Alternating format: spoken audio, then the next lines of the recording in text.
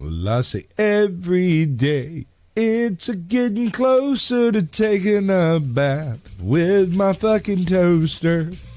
We're not qualified. Who are you? Explorers in the further regions of experience. I understand.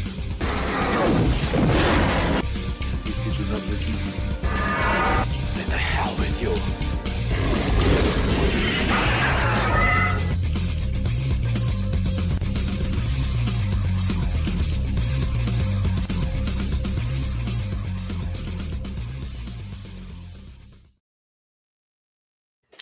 Greetings, salutations, and welcome to the 196th episode of Screaming Into the Void, the show where we talk about whatever the hell we feel like. My name is Samuel the Infamous, and joining me so far today is Caucasian Sasquatch. I might stick around a little bit longer, as long as you keep it interesting. Right. He's over here mogging at the camera.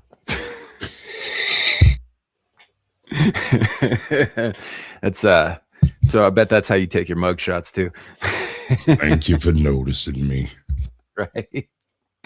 Welcome in, everybody. We are live currently on Twix, Rumble, and two separate YouTube channels, Caucasian Sasquatch and my own, Samuel the Infamous. If you're in any of those places, drop a comment. Let us know you are here. We will do our level best to acknowledge your presence, despite the fact that I appear to be getting even worse at that.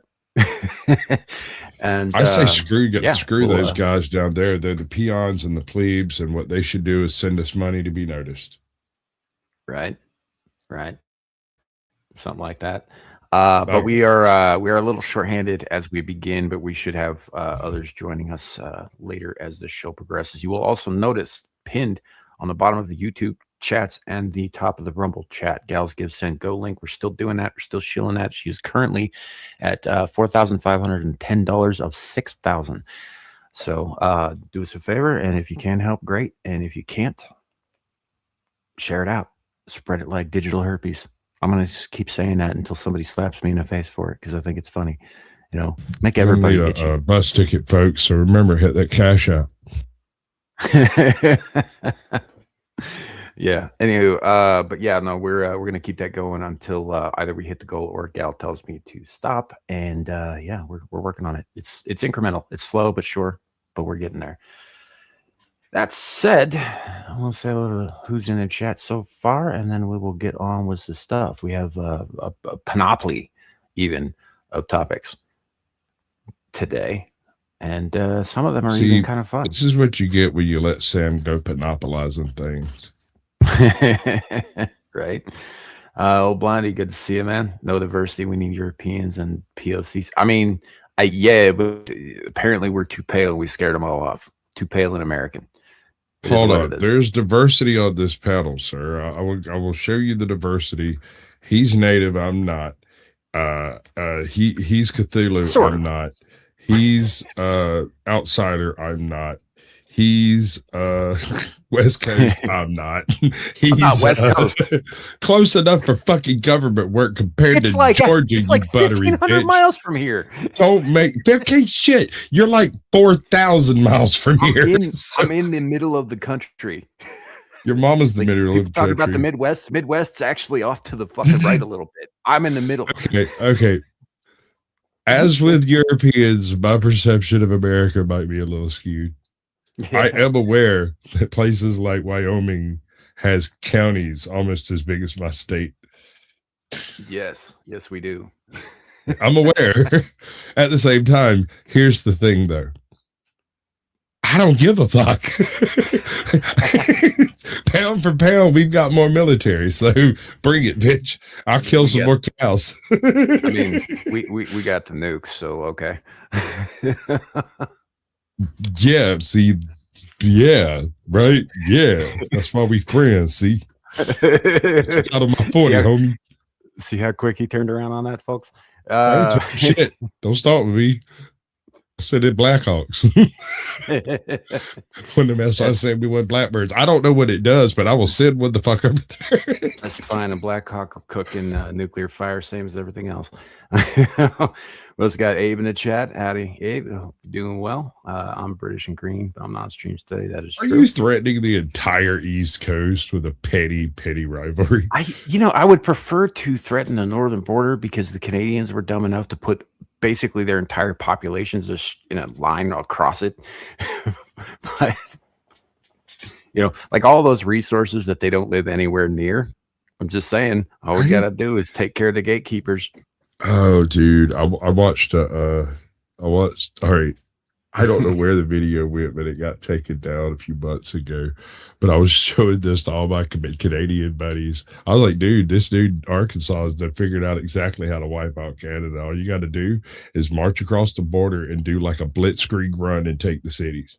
Once you take the cities, you basically got everybody's mama, and they fold. Indeed. Speaking of which, Shadow of Hawk joining us. To be clear, I am saying we could take it. We would not enjoy it ever again. It would be a permanent no-go zone for crazy Canadians. I mean, that's fair. That's fair. I don't know. We could do it like Hiroshima and just in a line. What is going on with your mic, kid? No fucking clue. I just hopped in. Oh, yeah, there was this weird like mechanical quacking. Goat. It was a goat. Was it a goat? Yeah, like y'all were mechanical on my end as well for some reason. All I did was click the link, click join stream, and then it was all fuck. Yeah, I think I fixed it though. Oh, fair enough. Yeah. All right, we also got. Anyway, sorry, I was just gonna say, why are you guys talking about MacArthur's plan for Manchuria? We're not. I mean, it's not that far off the mark, bro. It would be virtually sure, identical but that's to like nobody brought up MacArthur's name. It wasn't Manchuria. It was Canada specifically. It was, Yeah, same shit, different stick.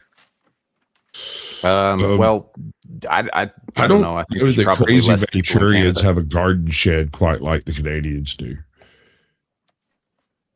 Yeah, that's fair. All right, so we're gonna continue on here. We got Ariel Ballet in the chat. Howdy. We got Fletch. Good to see you, brother. We've got Lepo. Howdy. Bernie. Welcome in, everybody. Welcome in Bernie. Jesus Christ. I was reading your thing and I got my wires crossed. We've got Ms. Sparkles in the chat. Howdy. Scrolling down. I think that's everybody so far. Yeah, Fletch? like I said at the top of the show, come in and we'll do our level best to acknowledge you. Also, you don't have to pay any attention to the ticker at the bottom. I'm just salty and I'm going to continue to be salty. So that's going to be up for a little while along with the background for my avatar. So I brought butter. Indeed. Let's got Devil Made Me Do It. Howdy. Hello. So salt, the spice, and everything nice. Right. All right, man. It's been a minute. It's been a couple days since we were up here doing this shit and having a good time. Hey, Ragmuffin, welcome in. Hashtag Stage Stargate for those of you who care. Okay. Hold on. I don't like the way this is going. Big red, little red flag going off here, boss. Mm-hmm.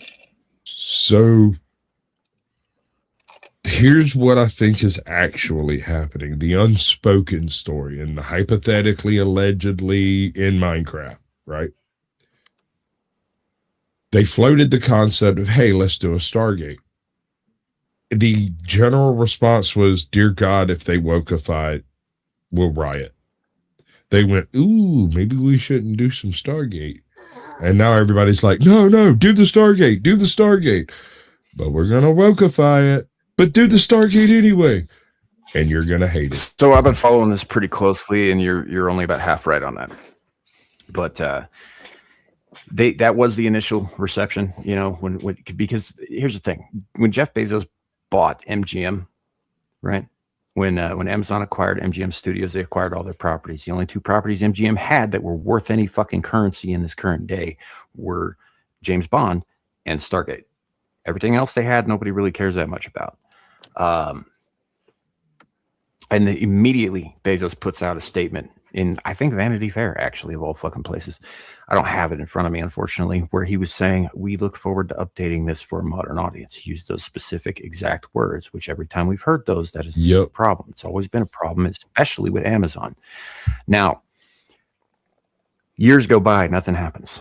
We're all starting to think, okay, maybe they're just going to sit on it and not do anything with it. And then we get that announcement last year when Dial the Gate and Gate World did a live stream where they popped up with Martin Garrow, with Joe Malazzi, and with Brad Wright to announce that they were actually doing a new Stargate. Now, things go along.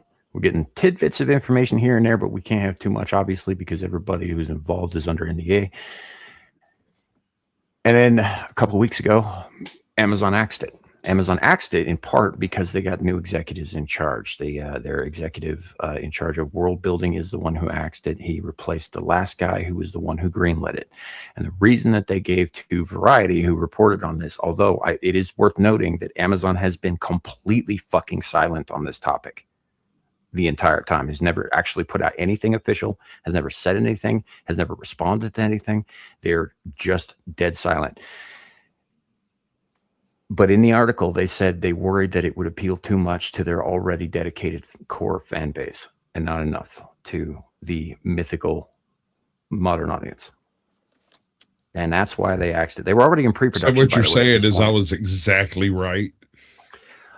They canceled it because it wasn't woke enough, because it was because the existing fan base. That's what I was going to say. It sounds more like that. God, that feels good. So anyway, ever since then, and the only reason that we were given as a chance as Stargate fans is because Martin Garrow has written some of the best fucking episodes of Stargate, because Joe Malazzi and Brad Wright are involved, and they're basically responsible for it, everything about halfway through SG-1 onward, right? And a lot of it was excellent fucking television. Now, all that said, yeah, it could absolutely have been garbage, and we would have let him know, but we were willing to give it a shot at this point. And to be fair, like, Martin Garrow is also the guy behind that shitty Quantum Leap reboot. Oh, God. So there's that. But there's a storm blowing outside. That's why the dogs are freaking out.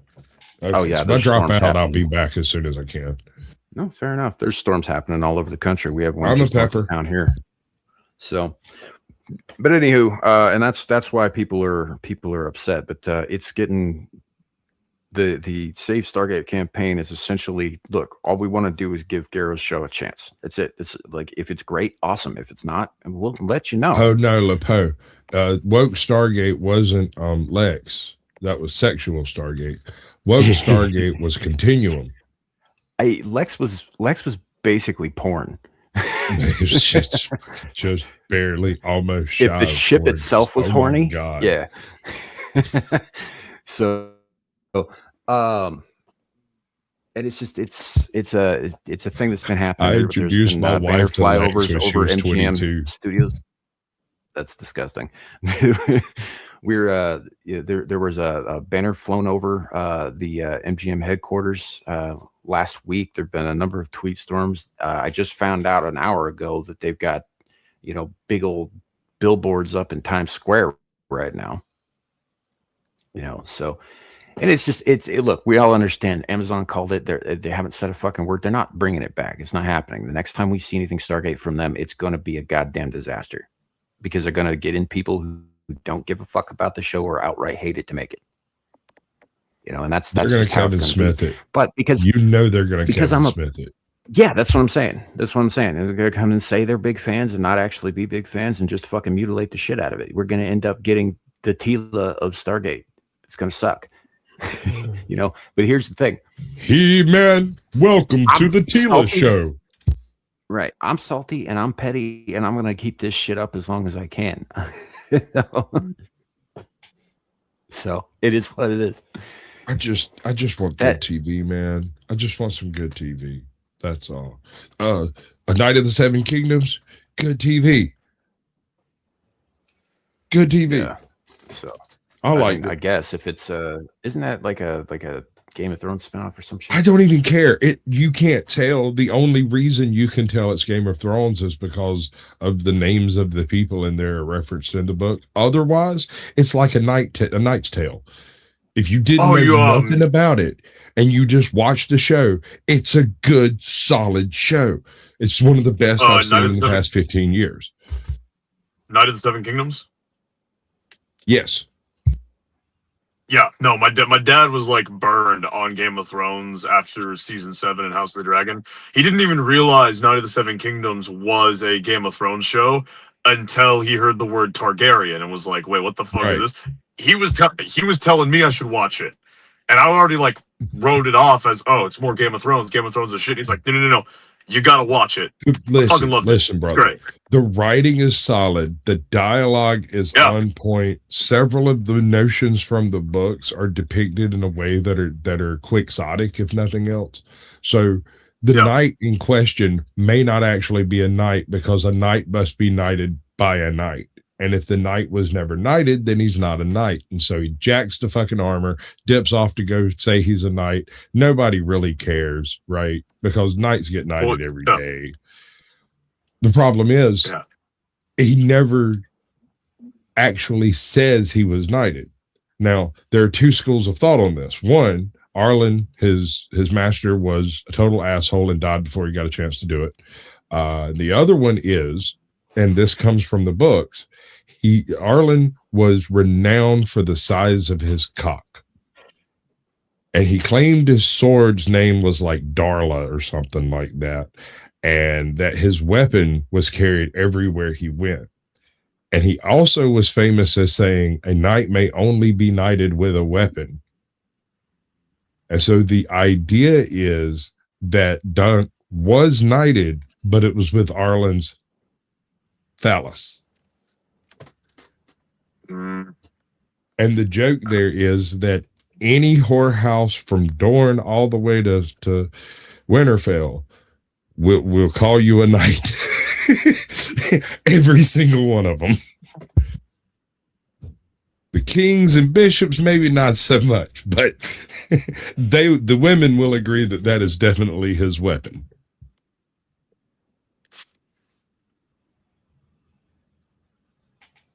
Fair Did I leave the devil speechless? I am absolutely. Yeah.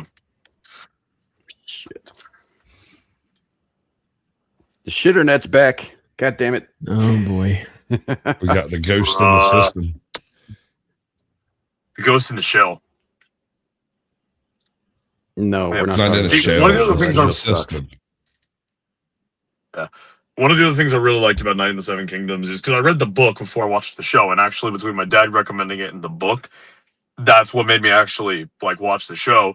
Not only did they adapt things pretty one-to-one, they added things that were really good, like Lionel's parties, for instance, and like a lot of the characterization of Lionel was not in the books, and he is one of the best characters in the show. The Laughing Storm is a fucking G. The Laughing Storm. So, and it was Baratheon. Wasn't that no? Yeah, Baratheon. Lionel Baratheon. Yeah, he's when we were doing a review over the Knight of the Seven Kingdoms on the Blast Radius, I was depicted as the Laughing Storm for all the. In fact, to this day, AI puts horns on me. When Captain Curmudgeon does the AI thing, I always have like Cyrano's, always have horns, antlers. I think that means something else, actually. Your mama means something else. Horns usually denotes let's just say Robert Baratheon wore horns for 2 reasons. Yeah, he was a little horny. Also, this man, 3 reasons. And I'm going off the freaking point here, but the reason he's called the Laughing Storm is their style of fighting is known to be extremely patient with explosions of fury, right? Whereas the House of the Apple tends to come on at like a steady pace. They never let up, right? But the Stormlands are renowned for basically standing defensively until you get tired and then just slicing you to pieces. That's their motif. That's the way they operate. The laughing storm, on the other hand, comes out, calls you short, picks on your shoes, tells you your mama's a whore in King's Landing, and that she had 3 dogs last night with your aunt. You know what I'm saying? He just comes in and smokes them until they lose their shit and then slices them into little pieces. Laughing the whole time, maniacally. All right, I think I got this thing fixed. Hopefully. Liar. Yeah. I have no clue because I haven't read those books. The additions they did add make me feel confident because he only wrote 3 novellas, to my knowledge, for Duncan Egg, unless the comics have some more additional stories on top of that. A little bit. So I'm actually revamps the same stuff, basically. Yeah. So honestly, with what the feels like writers, when me and Sasquatch go off about like Dune or Firefly or some shit. no, because I can follow you on Dune. Definitely Firefly though. I'll leave it with the writers have proven themselves to be semi-capable. I trust them relatively when it comes to expanding this show beyond the first 3 seasons. Because honestly, these stories are relatively simple. It's just Dunk and Egg arrive in new location with some weird shit going on. They get caught in the weird shit. Don't even need to manage the weird shit beyond, hey, we're here, we're talking to people, and then stuff gets resolved in a very bittersweet kind of way, and they move on to the next weird thing. But you're thinking Lone Wolf and Cub outline. That's not what this is going to be, I don't think.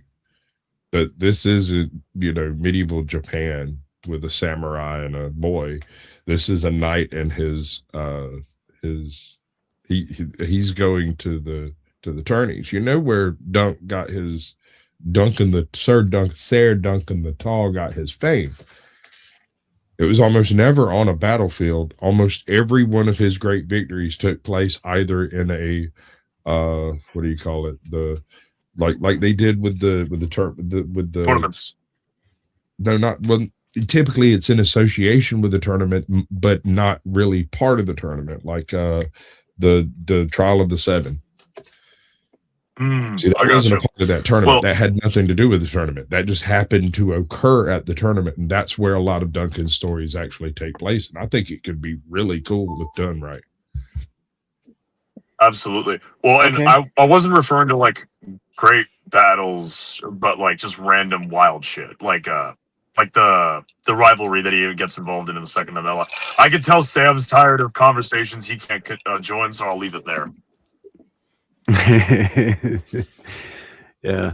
No, it's not so. Look, this is I don't read Germ's work. I never have. It's of very little interest to me. The closest I ever got to being involved in any of that at all was when I played fucking Elden Ring. And that's it. And he didn't have that much to do with that either. So did you call him Germ? Is what it is. I did call him Germ. Okay, because an author that wasn't back. No, I get it. An author that wasn't a Germ would finish his fucking story, and so I can stop listening to all these people bitch about why he won't do that. I have a theory though. Yeah, it's not even my finishing that story has made him more famous than any other writer in history. No, not just that. I think he has finished it. He won't have it published until he's dead because he doesn't want to deal with the fucking backlash because he knows people are going to hate the ending he wrote. Could be. That's my theory. I also think. Well, there is no chance for an ending. Tired of it. Yeah, I mean, if you buy yourself a little train to go around and around in your yard and all that shit, if you're that fucking rich, I mean, I would be riding the train. I wouldn't be writing shit, if I'm being honest. You're not wrong. I might write some shit on the train, though. Yeah, but it'd be train related. I was absurdly wealthy. Very well into that world. If I was absurdly wealthy, I would be like, what was that stupid movie with the guy that was a drunk aristocrat that just inherited all his money? Oh my God.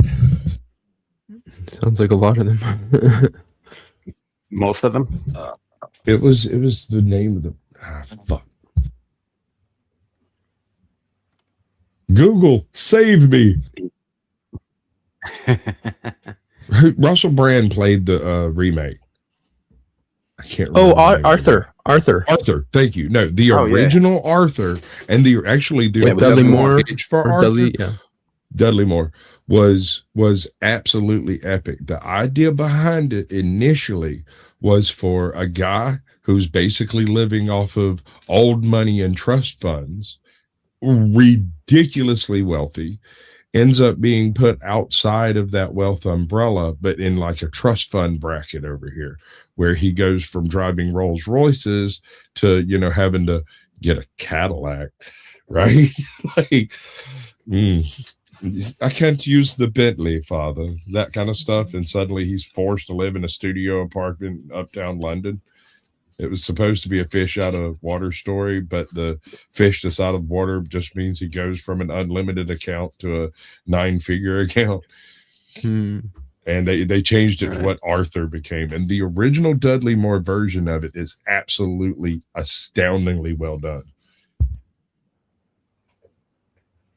Fair enough. Yeah, I mean, it's been minutes since I've seen that. I didn't see the Russell Brand version, but Andy Pickle says the Night becomes an episodic weekly show. Like Michael Knight and Kit, they show up each episode, beat up the get the girl, beat up bad guys, and move on without reward. Cue the A-Team music. You know what'd make that even better is if they brought in that character, the lead character from I don't know if y'all remember a little police procedural show called Forever Night about a vampire who was making up for all those murders he committed by working homicide. I hated that show. Yeah, it was retarded, but we could put him in Kit. So bad. My mom loved it, and I tried so hard to like it because she was right about some things, right? She was right about Firefly. Right. She was right about Stargate, right? She was right about the entire early Sci-Fi Channel bit. Like, that whole thing was absolute gangbusters. But then she pulls the stinker out like fucking, what was the one that, Forever Night and Beauty and the Beast. Oh, the 80s with that dude with my the mom face. Loved that show. Oh yeah, my God, my mom loved it, dude. Yeah. At one point in time, it came on at the same time as MacGyver, and it almost turned into a fist fight. I am not joking. Me and my mom ended up playing a game of cards to determine who was going to have that Thursday night. Dude, I was a kid when that show was on, and I for years I thought Ron Perlman really looked like a lion. You're not far off the mark, man. More like a troll. Looks like a damn monkey, but kinda gorilla. Yeah, without the makeup, but like they made him look lion-esque in that show. And for years, I thought that was his actual face. Yeah, they gave him that little butt cheek fucking prosthetic over his lip. Yeah. I mean, makeup on that show was top notch. I mean, the special effects, as far as they went, were really good. Forever Night fucking sucked. It's just horrible. There was no redeeming quality. It was Batman with Batman being a vampire. Speaking of bad vampire shows, and I know, look, we got topics galore. This is fine. This conversation is great. So, do you guys remember a very, very short-lived half a season called Kindred the Embraced? No.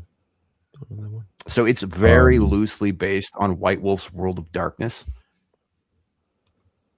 And it was about vampire nightlife and like mob shenanigans and running bars and shit. It was the dumbest fucking thing. Are there any redeeming qualities? Hey, it's got a hell of a rating. I mean, dude. It's like 7.5 on IMDb.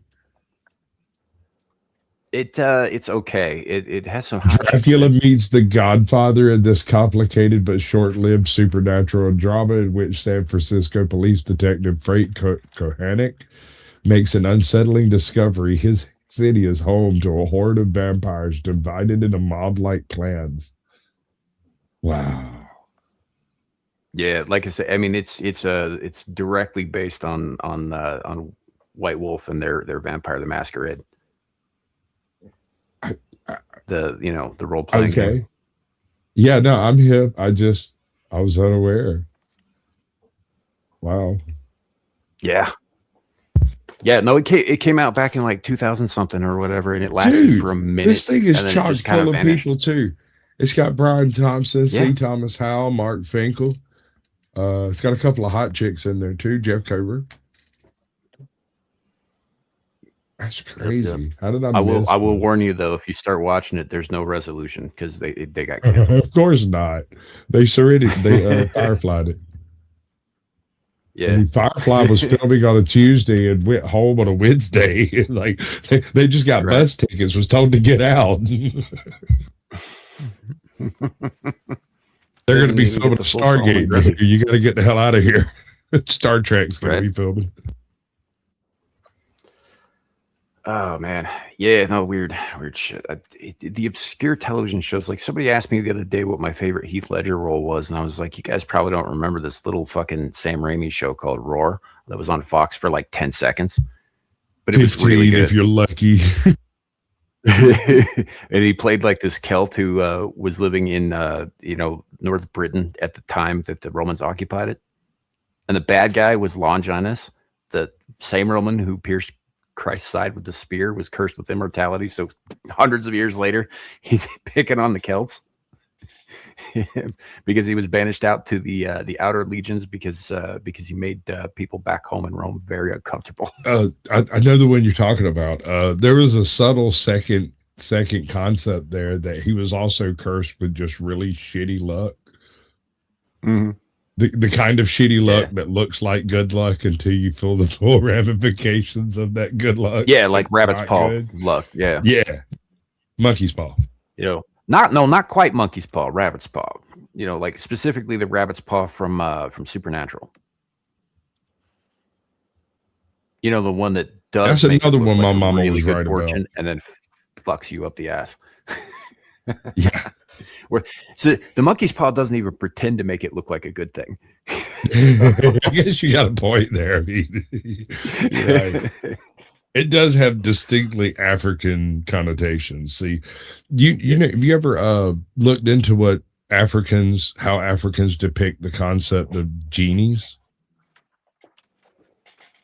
Well, they have a creature, a mythical creature. Arabs, but No. They have a mythical creature described virtually identical as genies, right? With a little bit of more of a demonic-y freak type flair. So like they're air spirits that are like omnipowerful, but they're also entrapped to the function of a certain deity or concept or whatever. And so they can't do anything outside of that. The point is they're called Bodinis.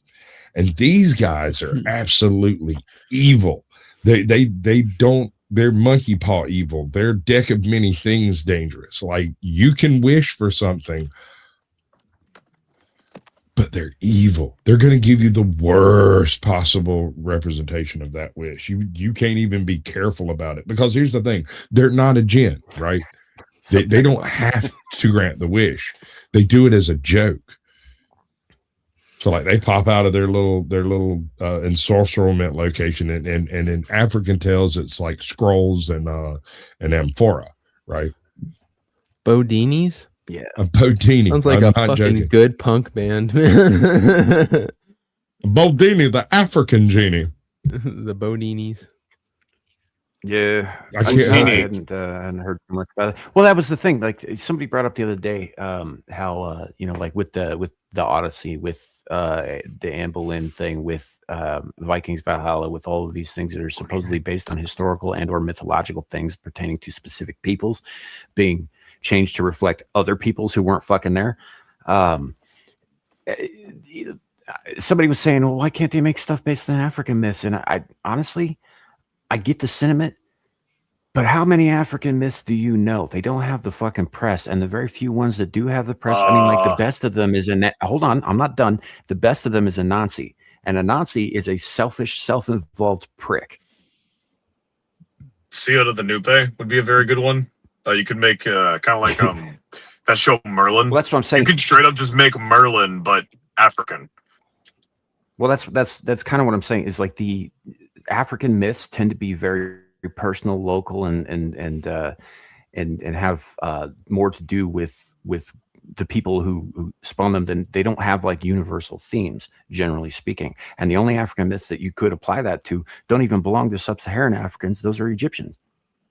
Yeah, and a lot of the African stories and tales and stuff not necessarily written down. A lot of those tribes might have legends and myths and shit they just never really put them down. The paper, it's more spoken still. The closest we have to that is Song of the South with Brer Rabbit, because Brer Rabbit is a version of the Anansi stories. They're the same stories. They just applied to a rabbit instead of a spider. The author grew up 25 miles that way in an old cotton house. Oh, right over there. Don't throw me in the dry patch now. Like that's kind of the problem, is just like a lot of their stories and their myths and their gods and stuff don't really translate to something that could be, applied universally, right? As opposed to your Greek myths, like the Battle of Troy, like epic, heroes and gods fighting over a piece of snatch, if we're being perfectly honest. So, I mean, I do, but that's something that everybody in the world can understand. I do somewhat disagree on the application of those stories as being like limited to the locality, because the Nupe, I said his name already, Siota the Nupe, his story is basically he is the bastard son of a king, makes his way to that kingdom, shows off like how awesome he is to his father. His trueborn sons get jealous. No, Sid. No, I'm just saying, so far you're basically telling the same story as Moses. Well, yeah, no, he is very much like Moses. He's very much like King Arthur. He's very much like Tubal-Cain. Like, there's a lot of elements of him that you can relate to other individuals in human stories and human civilizations. Here's the problem with that. Some of their stories, might be that we already have versions of that. Yeah. Right. So like you mentioned this particular character. I'm going to say character because I don't know anything about him. I never fucking heard of him. That's the other problem, is they just don't have the fucking PR. Yeah. And I understand that's the real reason. It's not that, we don't actually have African myths. No, it's because they want to use the stories people already know. Like, if they wanted to tell an actual fantasy story, like, instead of using Lord of the Rings to make Rings of Power, go digging, go find something like Mythgar. Or if you really want to add brown and black people, get an actual adaptation of Mortal Engines going. Or adapt fucking Kings of the Wild. That could be very good. Yeah, go digging. Mortal Engines could be truly adapted to like either a series or movie series. That could be very good. Same with Kings of the Wild. Same with like the old Sinbad stories. And I'm sure if I had like my bookshelf in front of me, I could name off a bunch more fantasy stories they could use that they won't. That's a good point, because they're not well known. Understand. There are lots of stories with lots of diversity already built into them. I mean, Jason and the Argonauts had 7 heroes from 7 continents. So, like, it's right there. But that's not good enough. They're not going to use that story because it doesn't subvert enough of the power base of the white man. Well, that, and also, these people are fucking lazy. Like one of the biggest complaints I've consistently seen, like back when I gave a fuck about what people had to say on internet forums, one of the biggest complaints I would see is, hey, I'm trying to tell a story about a foreign culture, but every single time I literally just write medieval Europe, but it's got African or Indian or insert other group names here. How do I write a story that's more like those groups? And it never seems to occur to them, hey, go research those areas. Because they don't want to, no one actually wants to have to study, learn, and figure out something new. They just want to use what they already know and then just do that because it's fucking easy. It's hard to learn something new. In a lot of cases, they're going to actually have to go to Africa and talk to people because most of them didn't write this shit down. It's all oral tradition. Yeah. Well, even then, there are... And whenever you get to that oral tradition being written down, it's typically written by Christians or Judeo-Christians or Jesuits or whatever, and you end up having intentional or otherwise Christian influence being introduced into these African myths. I don't know what you guys are talking about. I've seen The Lion King. The Lion King is Hamlet. That's Dutch and fucking English, man. Actually, no. Hold on. Technically, it's a Japanese anime that's based on Hamlet. What? Yeah, it's like Kian or Kian or something like that. It's basically a 1-to-1 of the Lion King, but it's the lions are their fur's white. And that was based on Hamlet, and then Disney looked at that and basically made the same thing, but with more but the root correctly story colored lines. Was Is adapted Hamlet. by an English playwright from a Dutch. I think it was Dutch, but it could have been it was Scandinavian, a Scandinavian fucking tale, right? So it's very, very rooted in European lore. Yep. Specifically, I believe specifically Norwegian, if I remember right, because it's the same story they based the Northmen off of. Well, the Northmen. So that was actually that they based the Northmen movie. off of. I'm pretty sure was actually like fucking. Maybe it was they were Danes. They weren't actually Norse. How much dialogue is there in the Northman? There's like 10 lines. Yeah. No, it was. How many lines do you need to describe like this chick rubbing her period blood all over the guy trying to rape her face? Right. That's not all. There's more.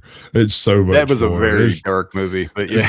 Burning and screaming and running and regret. There's all kinds of emotions. A lot of people get their throat slit in the middle of the night in the fog.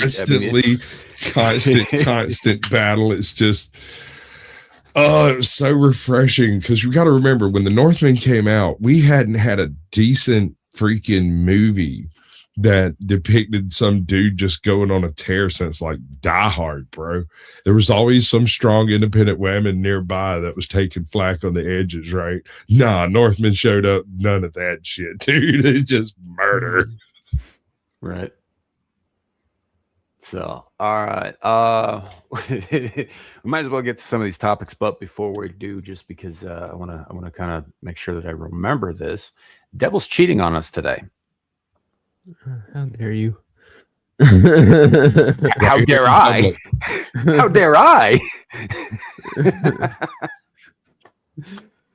No, everybody wants to get me as a guest when they can, and so I was all, yeah, I'll be on. So, yep, only had an hour.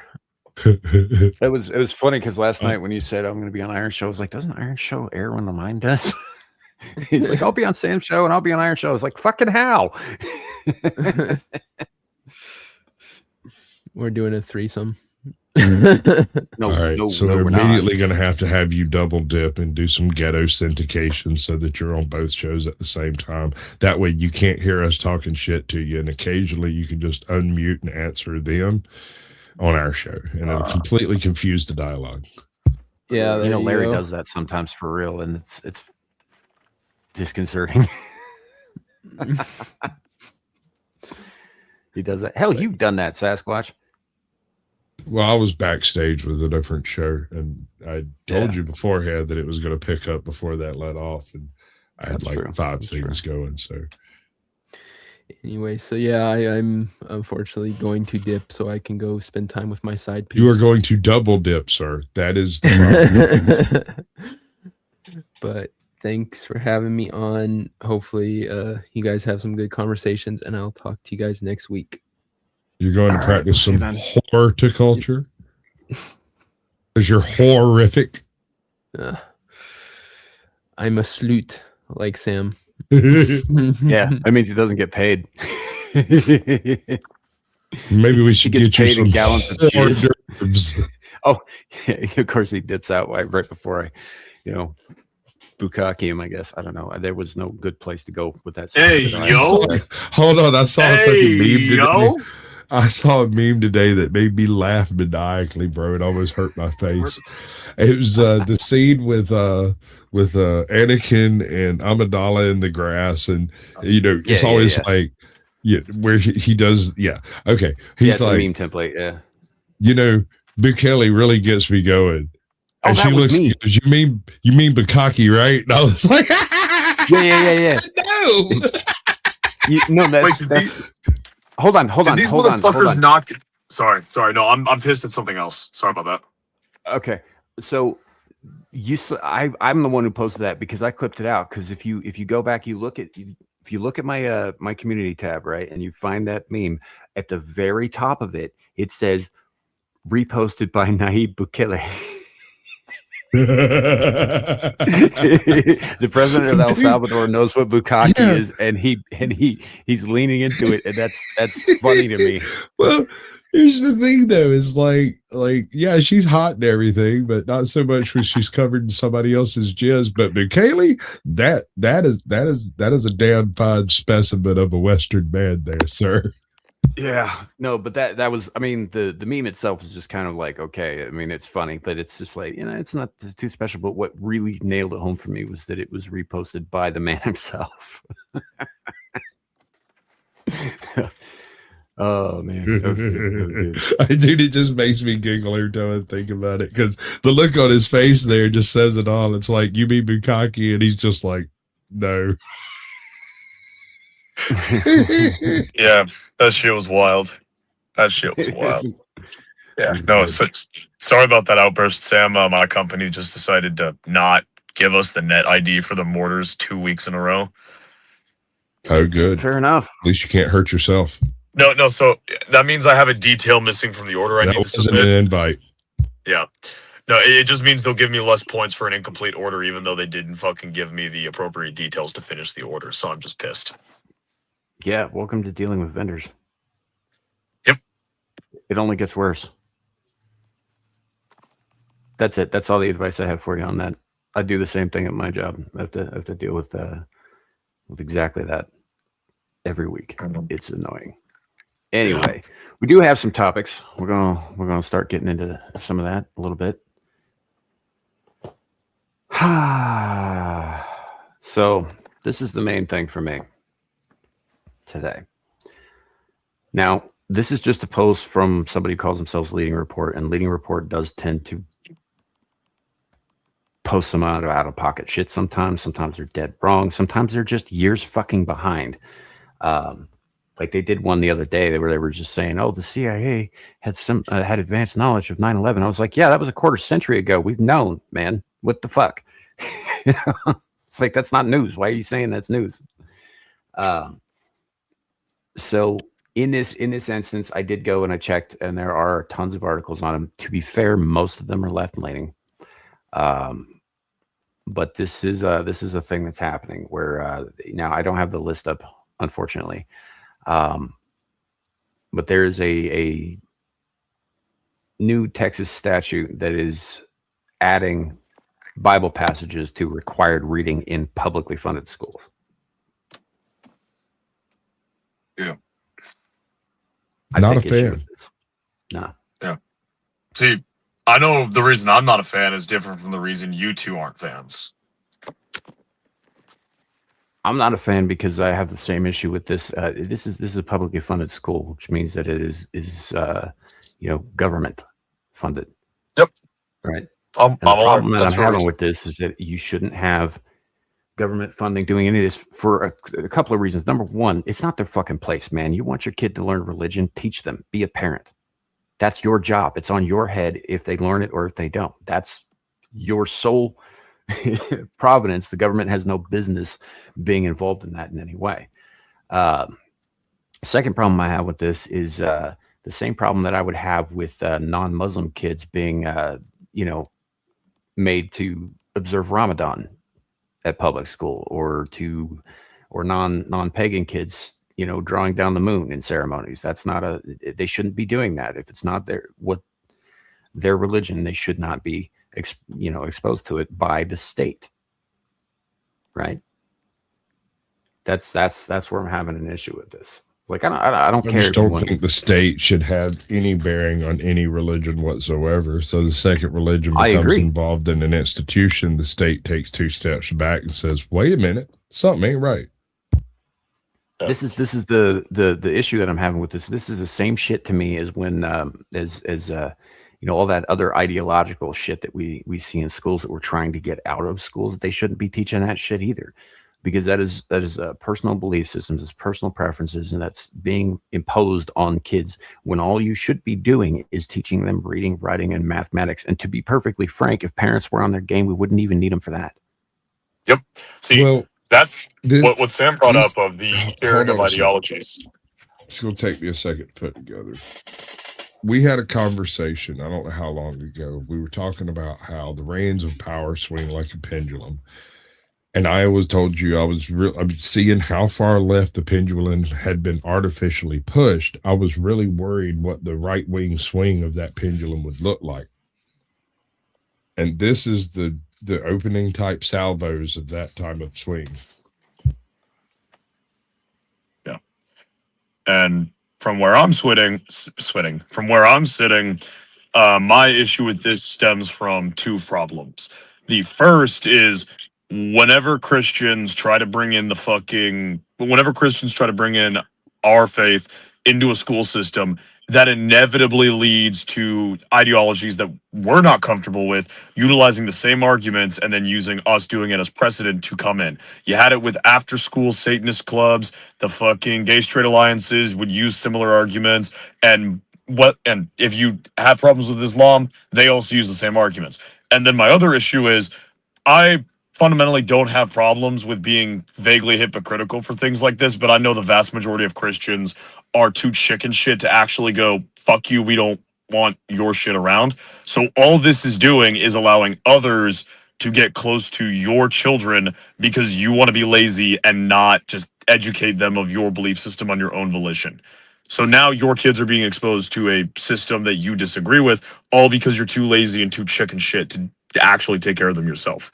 That's my problem. Go the other way. I think it'll go the other way. I think the backlash on the back end of this could have a negative effect on the availability of information in public schools ultimately. It may. You know, I mean, you can see it, right, Sam? I mean, you get what I'm trying to say. You know, but I don't know that necessarily all that information needs to be available in public schools and public libraries. Sure. True. Public libraries are one thing, public schools are another. I was on a show, this has been a couple of years ago, and the hostess of the show was all bent out of shape because a handful of books had been banned from the school library by the local town or county or whatever. She was saying that's absurd. They don't have any authority. And I was like, and I came on and like, we're really good friends, right? I explained to her, I was like, no, you're mistaken. You're mistaking a school library for a public library, and these are not the same things. And she was like, yes, they are. And I said, no, ma'am. Yeah, he didn't want you neither, did he? No, I guess he's starting later. So I was all okay. I'm going back to Sam's. Oh, we don't want you now. Over here. So somebody better start putting out. This is getting ridiculous. Yeah, listen. Yeah, Devil. Sam already wired whatever he was going to pay you. All wet with Iron's love. Yeah. Also, Devil, I didn't realize you were such a cheap whore. Sam wired me $0 and said this is what I paid Devil to show up. So, yeah, you got to go, man. What part of Sloot did you not understand? He's not getting paid. Yeah. No, yeah, I want. Yeah. Shadow's over here looking like Will Poulter. You guys get paid? It's Devil doesn't. I'm Devil doesn't for exposure that's better than the window next to the interstate. Right. Continue thought. Your thought, Sasquatch.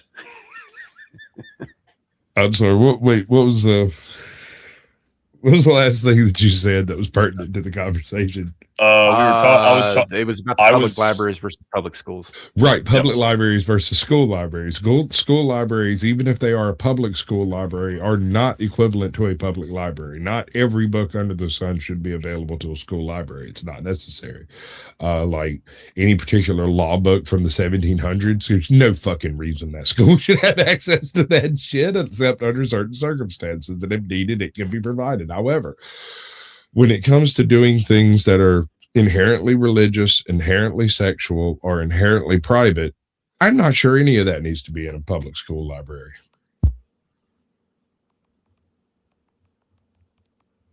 Yeah. Hold on a second. I'm arguing. Hold on. I'm not. Don't talk over me yet. The whole purpose of the U.S. Constitution is to make sure that government and religion have nothing to do with each other. I assume legally this was concluded with the end of the Civil War. So here's the thing about that, right? Freedom of religion is not the same thing as freedom from religion, and we don't actually have any codified law separating church from state. The only thing that we have for that was in, I think, the Federalist Papers and a letter that Thomas Jefferson wrote to a contemporary suggesting that it was a really good fucking idea, but it is not in the Constitution. There's no separation of church in the Constitution. The only thing is that it limits the government's ability to impose an official religion. Specifically the federal government. That's the contention we're having. Specifically the federal government. I'm saying states have more wiggle room because the whole point of it was each state was supposed to be basically like, hey, we're doing our thing on a more local level. The federal government can give guidelines, but we still are able to do our thing. The First Amendment. The First Amendment does all it needs to do. The government may pass no law. Yeah. None. Yeah, regarding an establishment of religion, period.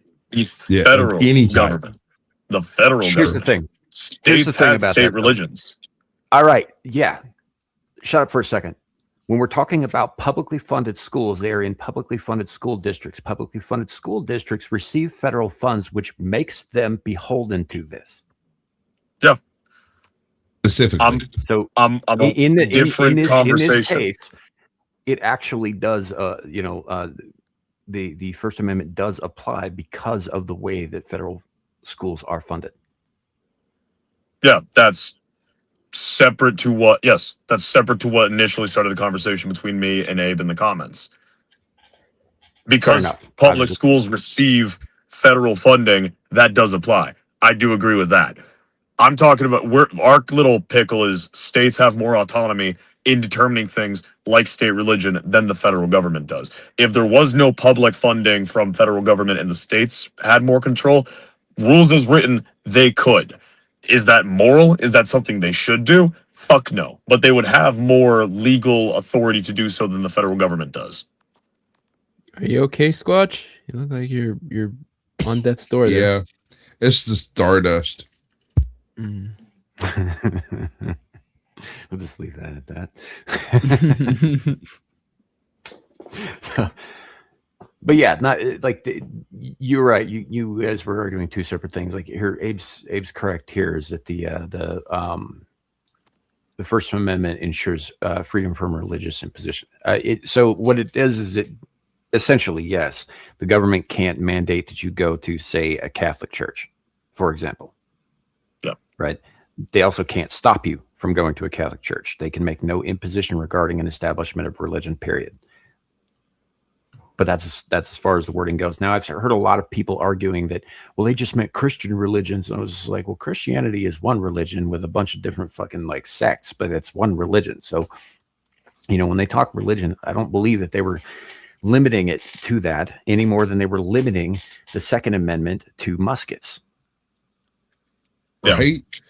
And if you take the Second Amendment on its face value, that means you should be able to set yourself up with a home defense nuke. What do you mean take it on the face? Alexander Hamilton outright said in question, hey, can I acquire military grade hardware for the purposes of defending my property? He said it is your fucking moral obligation to do that shit. The American people, if they want to keep it, well, I'm swearing because I'm a degenerate little bastard. It is the moral imperative of the American citizen to do everything they can to acquire a nuclear arsenal for the purposes of defending their dog from the ATF. Per Alexander Hamilton. My point is, yeah, you don't have to worry about a law-abiding citizen with a nuke.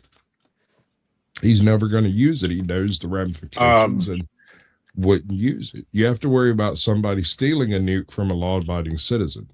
I would slightly disagree. I've known plenty of law-abiding citizens who, if they have a nuke, through pure negligence, would take out their suburban area.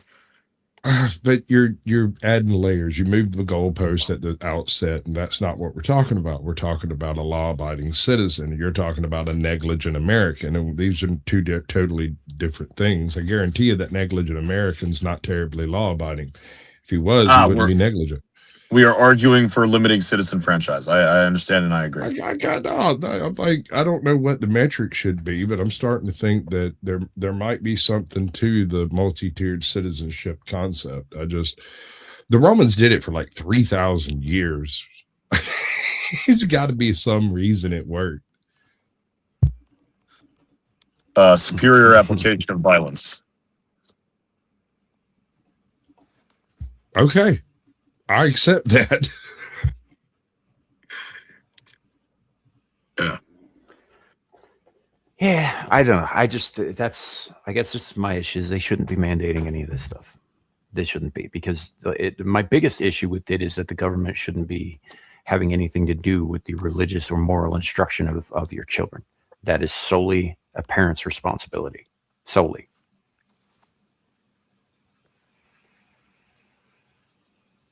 Yeah, but people are lazy. I don't care. It's still their responsibility. It doesn't matter if they're lazy. That does not give the government the right to step in, period. Yet again, you moved the goalpost before you even took on the conversation.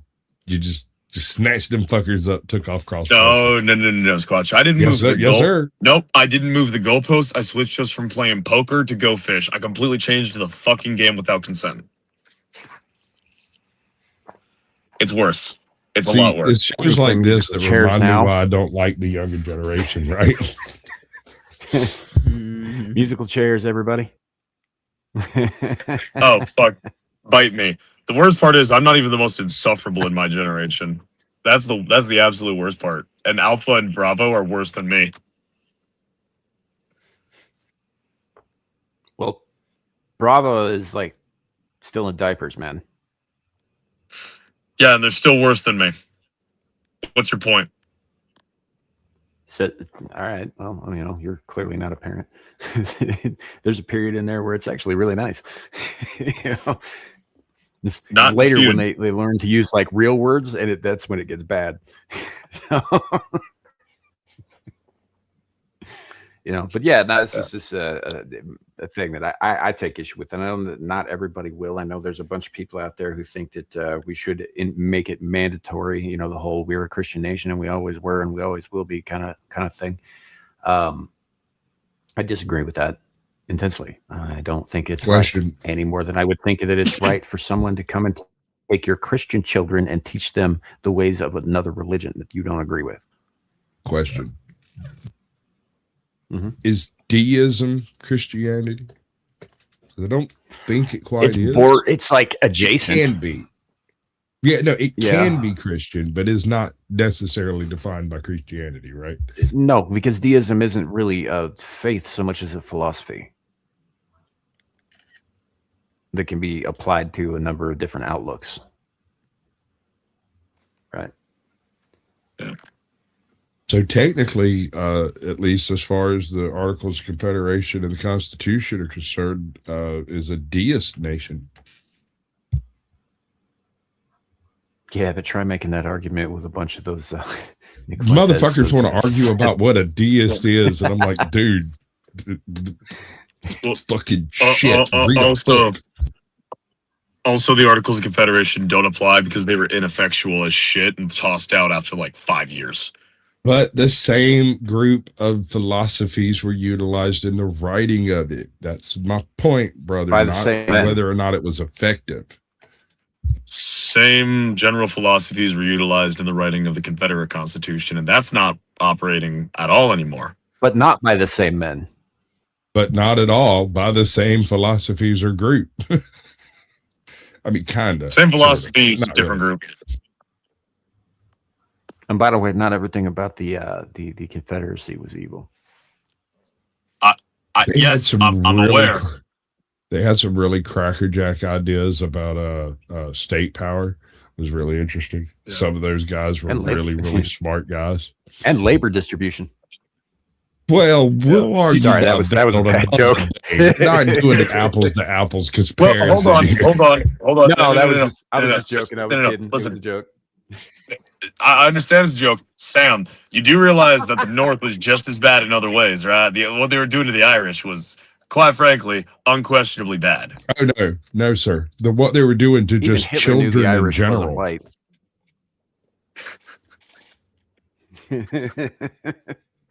But no, back to the point. Sam, I'm going to go into good places. Yeah, no, back to your point about like the nuance. I'm of the opinion there are two parts of American history that the average person will never have the complexity of moral understanding nor the intellectual capacity to understand, and that is the war against the Plains Indians and the Civil War. Both of those conflicts are way more complicated with more moving pieces than anyone's actually able to fucking understand. Because the number of people who limit it to fucking evil versus good is hilarious to me. Hold on. You have to get to the brass tacks of the concept of manifest destiny before you can take on even understanding what the war, quote unquote, war with the Plains Indians is what you called them, I do believe. Oh yeah, Engine. I respect them too much to call them Indians. They don't shit in the street. Yes, they do. Have you never been to a fucking reservation? Only when drunk. Calm down. Only when drunk. They're generally quite nice people. Yeah, like inebriation doesn't count because I've met white dudes that fucking shit in the street when they're drunk. Like it's inebriation is a different factor. One time, it was that one time, Shadow. You don't have to tell everybody. Why you gotta put Sasquatch on blast like that?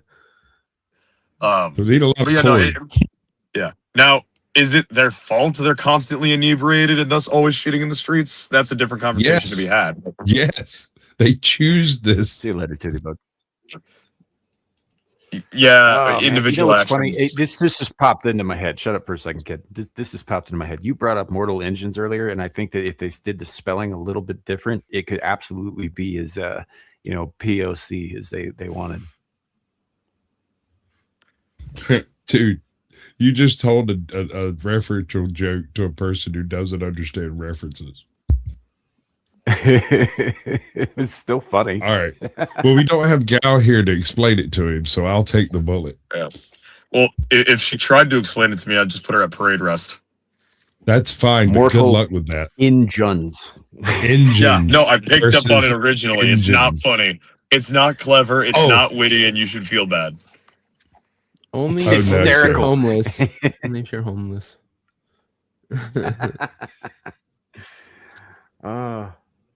Oh man. Yeah. So anywho, between you, I guess some soldier, and me, an avowed expert in humor, I trust me. It's funny. I disagree. It is pretty funny. It'd be pretty funny if I said it on the res too. I'd probably get my throat slit for it, but they would be laughing. Right, while they did it. Yeah.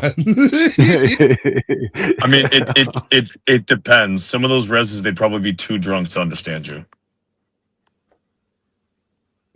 I don't get you, kid. On the one hand, you make these sweeping generalizations, and then on the others, you're just like, well, I don't know about those guys over there. Maybe these guys. He's a constant contrarian. That's the thing. He is oppositional to any specific direction that's opined on. Yes, I am a fucking product of crux chaos. of the joke has nothing to do with multiple reservations. A reservation is a stand-in for whatever. It's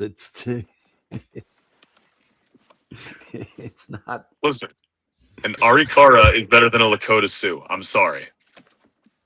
Well, I kind of want to poke you in the eye.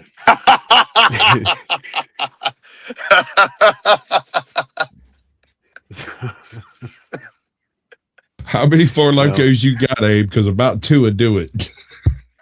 He didn't say I was wrong. He didn't say I was fucking wrong, boys and girls. Oh, I'm aware that my tribal relations are shitheads. But still, fuck you. Navajo sheep eaters are better than you. Hold on. Navajo sheep eaters can't fucking fight their way out of a paper bag. Kiss my ass. You know I love you, right? You know, right? Motherfuckers got massacred for breakdancing because they were sad. Yeah. My people killed Custer, not theirs. You're not wrong. No, Major Reno killed Custer through sheer incompetence. Y'all were just the mechanism of injury. He's also not wrong. I mean, to a degree, but it wasn't just that. It was the fact that Custer was arrogant to the nines. Yeah. He was there. So it wasn't just his arrogance. Shit. No. Okay, hold on. It wasn't years pissing these people off. Hold on. He was an arrogant son of a bitch, abso-fucking-lutely, but he had the luck and the skill to back it up. The issue at Little Bighorn was Not that time he didn't. Hold on. Little Bighorn wasn't just an example of his overconfidence. It was a military disaster of poor intelligence. The army that went in thought they were just going to be fighting like 200 Indians. They didn't realize they were going to be fighting 2,000. Communication lines had broken down, so he didn't even know the force he was going up against had already beaten the other Union army. That's or not Union, okay. The American army in the field. There's more to it than that. The scouts come over the hill. They see the freaking enormous village that's popped up over here where they're having their big super secret native meeting. And the scouts go, oh shit. And they turn to ride back and they die right there. And then the first like group of cavalry comes riding up, popping over the hill, see the dead scouts, and are like, oh shit, turn and look. And there's literally fucking 3,000 armed, pissed off people with rifles. These people were not armed with bows and tomahawks like they had Winchesters, bro. They were better armed than most of Custer's men. No, they still had tomahawks because those are just better than knives. They did have tomahawks, but they weren't running around chopping motherfuckers up with them. They were shooting bitches with fucking 30. Some of them would try to count coups, but overall, you're correct. The main issue, one of these was Grant's fault. Fuck Grant. No. This is me defending my boy Custer. Fuck Grant. Because Grant was pissy that Custer was a Democrat, made him come to D.C., and, like, just put him through a bunch of bullshit, which meant Custer's force was being drilled not by Custer, but by some jackass who didn't actually drill his men hard enough. So by the time Custer was showing up, his guys weren't up to standard with marksmanship. They were poorly equipped, poorly supplied, so a bunch of them were starving. True. And he didn't have the time to fix that for the expedition. He kicked out there, poor intel. Well, shit, we're out here in the middle of nowhere. The enemy's there. Let's kill him. Yeah. Well, and then to top it off, he got stuck with a major that was actively cowardly and actively sabotaging him. So when it came actually time to kick the assault, Custer's left wing was routing before the battle even started, and he had to save those bastards I can't remember the dude's name, but that guy, when he received the notification that his left flank had already folded, he wet himself. It was noted in the tent. Apparently, it was commented on, and he had to step away. That he was a Democrat, then refresh himself. No, Devil. He was an old school Democrat. He wasn't a fucking cowardly little bitch. He was the kind of Democrat that charged into gunfire and kept going. He was a fucking badass. Like there were multiple battles in the Civil War. Listen. He was a Democrat that stood for a Republican president because that was his fucking job as a member of the Union Army. And there were multiple battles in the Civil War where him just going, fuck it, we ball, saw the Confederates run away screaming. Custer was a fucking badass. Have you ever seen Dances with Wolves? I've seen pieces of it, but I have seen Avatar. Do you remember the schizophrenic general that was over like Fort Wood or whatever that place was right before he went out past the frontier? And this insane guy, like, we're going to place all of our knights on the front line. Here, have your freaking orders. That dude, that guy was based off of Reno. Yeah, I vaguely remember that. Mostly, I remember Mary McDonnell's crazy ass character. The one with the one he falls in love with? Well, I mean, dude, fuck yeah. Yeah. Are you joking? She, first of all, and I know she's like was strangely girl next door type hot, or at least was back in the day. But at the same time, she looks like a real person. You know what I mean? She looks like somebody you could actually eat breakfast with. She doesn't look like Brad Pitt or Angelina Jolie or Artificial Fox of Flavor of the Week. Oh my God, what the hell is up with Supergirl? Is she some kind of like, was she designed in a lab? I guess. I don't know. Maybe. I don't know. What's Supergirl got to do with Mary McDonnell?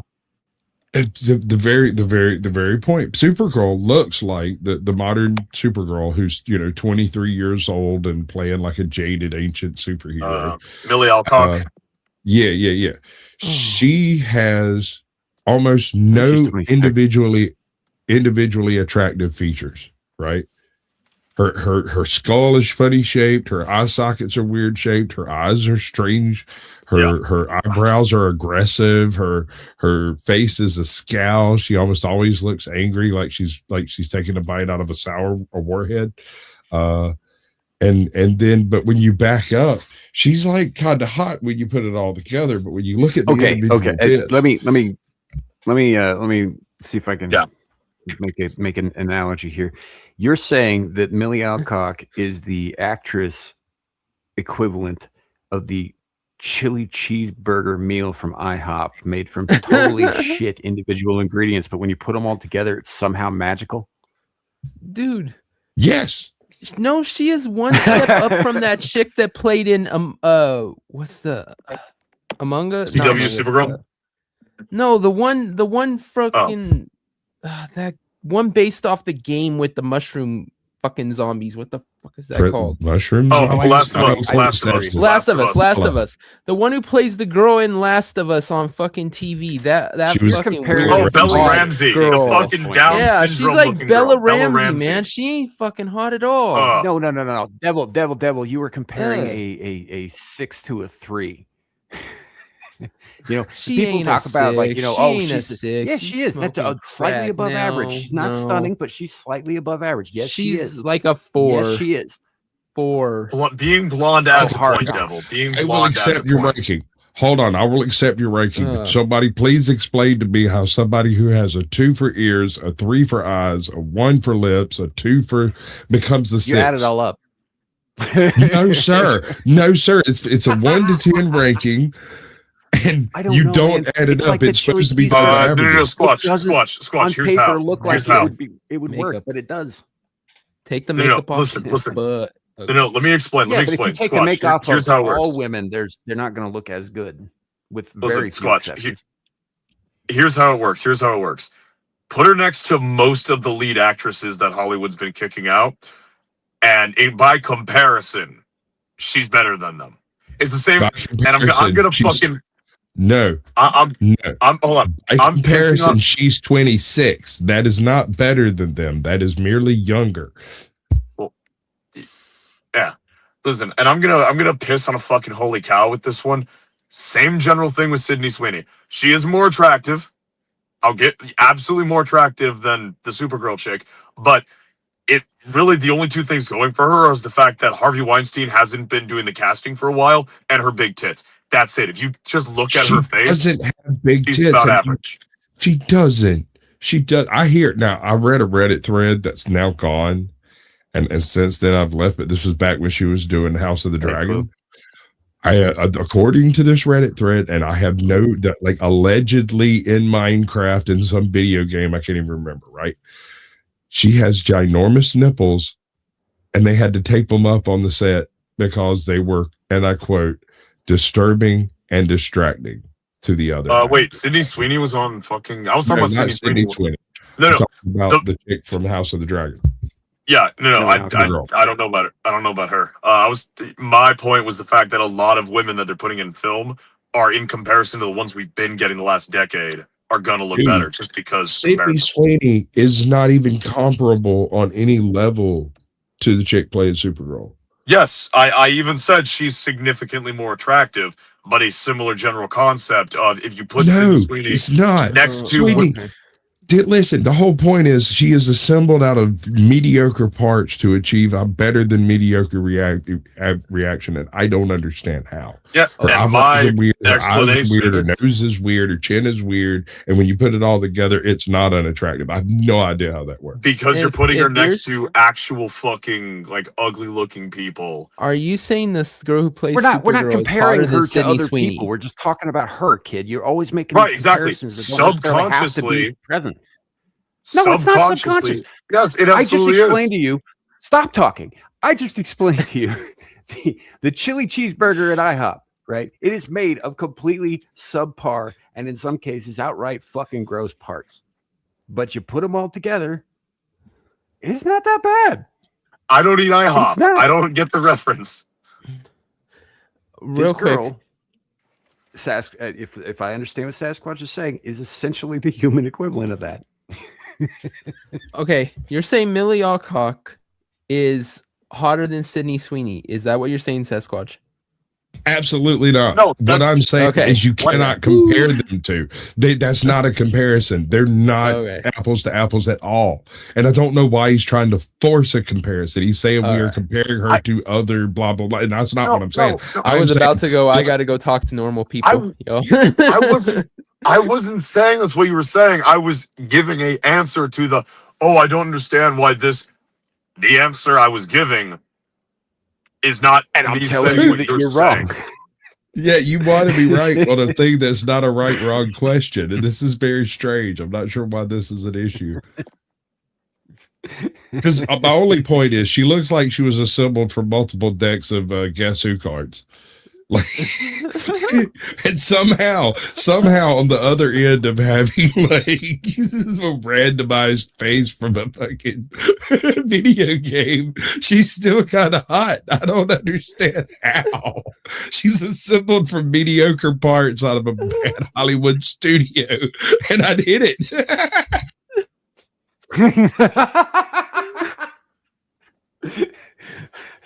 Oh man, I do try not to talk about people's physical features too much on this channel, and so I am not clipping any of this stuff, but I am leaving the door open to other people too if they want to. Oh, jeez.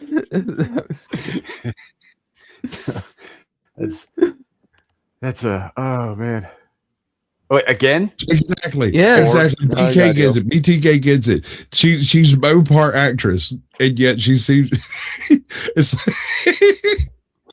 Yeah, now I've got to do it, but I'll see you guys next week. right. Yeah, sure. Unless I come okay. back again. But And now you're Bye. pregnant. I'm not I giving know him an how this outro is. this time because he already did it. no, So- don't need to. Send them to Goodbye. Detroit. Good luck. Good luck arguing with Shadow about, common sense. It's Yeah, not they, an They argument. severely lack it. He I just agree. yells, Severely I tell him lack how it is. Well, no, and he yells. I don't want to get into this because then I'm going to start getting into this whole like which of us on this panel has actually been with a woman thing. But we're not doing that because that would be mean. That's not Should the we- reason should we why see we're about not the next doing it. topic? And you know it. It's because you want to move on to the next topic. No, it is. That's the It's real because reason. you don't understand anything about women, first of all. I know they're mean. And it's not. Hey, Zephyr, good to see you, man. It's just it is what it is. It is what it is. Let's move on to the next topic, shall we?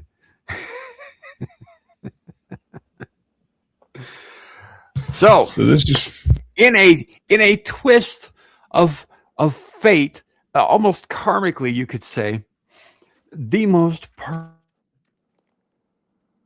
in Seattle. you're When the two teams who were scheduled to play the FIFA match that afternoon turned out to be Iran and Egypt, and they threw them a little pride parade to celebrate the World Cup. and they were very Rah. happy and went rah rah rah. Right? They loved their gay brethren and sisters. Oh no, those two And countries they lost were- their shit. Oh, is it because of that high places reference? It might be. It might be. Oh, I can see the problem. Well, there's a solution. It's very simple and it's cheaper. Don't do that.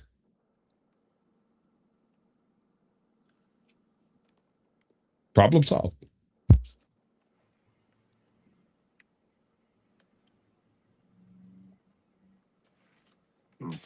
Sorry, lost me there for a second. What? Don't do that. Yeah. That's the Sorry. solution. Right? Like, why? First of all, why would you schedule those two countries to that particular city?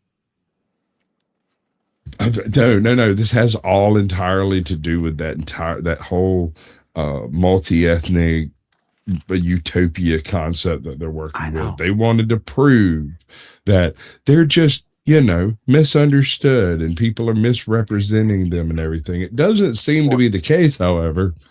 Hold on, can I just say something about that line of logic that they have about like, oh, they're just misunderstood. We just need to like show them they're wrong. Because I think it's a really funny realization. Are you going to continue? Yeah. Well, I was waiting for permission. Oh, then no, not ever. I'm just kidding. Oh. Okay. Oh. So, these same people who like to bitch and whine and moan about colonization and the erasure of cultures think that these other cultures just need to be shown that their culture is wrong and inferior compared to Western culture about the things that they like and are comfortable by. And once they do that, they'll be able to achieve a better standard of living and a better society. Their I just find flavor that, of Western culture. yeah, no, well, I mean, fucking not murdering homosexuals at this point is part of Western culture. Let's be real. It's kind of ingrained. Well, not murdering motherfuckers in general is a part of most culture. It's kind of the established principle of it. Most cultures have a designated group you're allowed to murder. I don't know that most cultures, almost all cultures, have a designated group that are allowed to murder, but not usually a dedicated group that you're allowed to vote for the citizens to murder. That's not the Swedes had rules about beating Danes with sticks. The English had rules about beating Welsh and Scots with sticks. And in Boston, up until 1853, as long as you were using a stick smaller than your thumb, you could beat your wife with it. That's where you get the rule of thumb from. Exactly my point. Different societies have different rules about who and you're not allowed to kill. In the modern day, Western societies, you can kill a white guy and not get in trouble. Reference, dude, that was beautiful. I half expected Sasquatch to look like a meatpacking dyke. Right? I can't change that quicker. I would have done it if I could, like, right. What's up, Cluu? For those Welcome of you to who my missed brother. it, that's a Boondock Saints reference. So, yeah, and Clue's absolutely right. He said, "I see y'all haven't shown Shadu mercy during my absence." Actually, this man went to boot camp, got out of boot camp. No. Didn't go to boot camp. Boot camp was harder than what I did. I do not know. I didn't go to boot camp. Okay. I went to boot camp Disneyland. Let's make that fucking clear. GHAL went to fucking boot camp. But anyway, he told us when he got back that we were worse than the guys that he served with. And I shed a tear. I was like, oh, thank you. I tried my best. I wanted to give you the best possible. Yeah.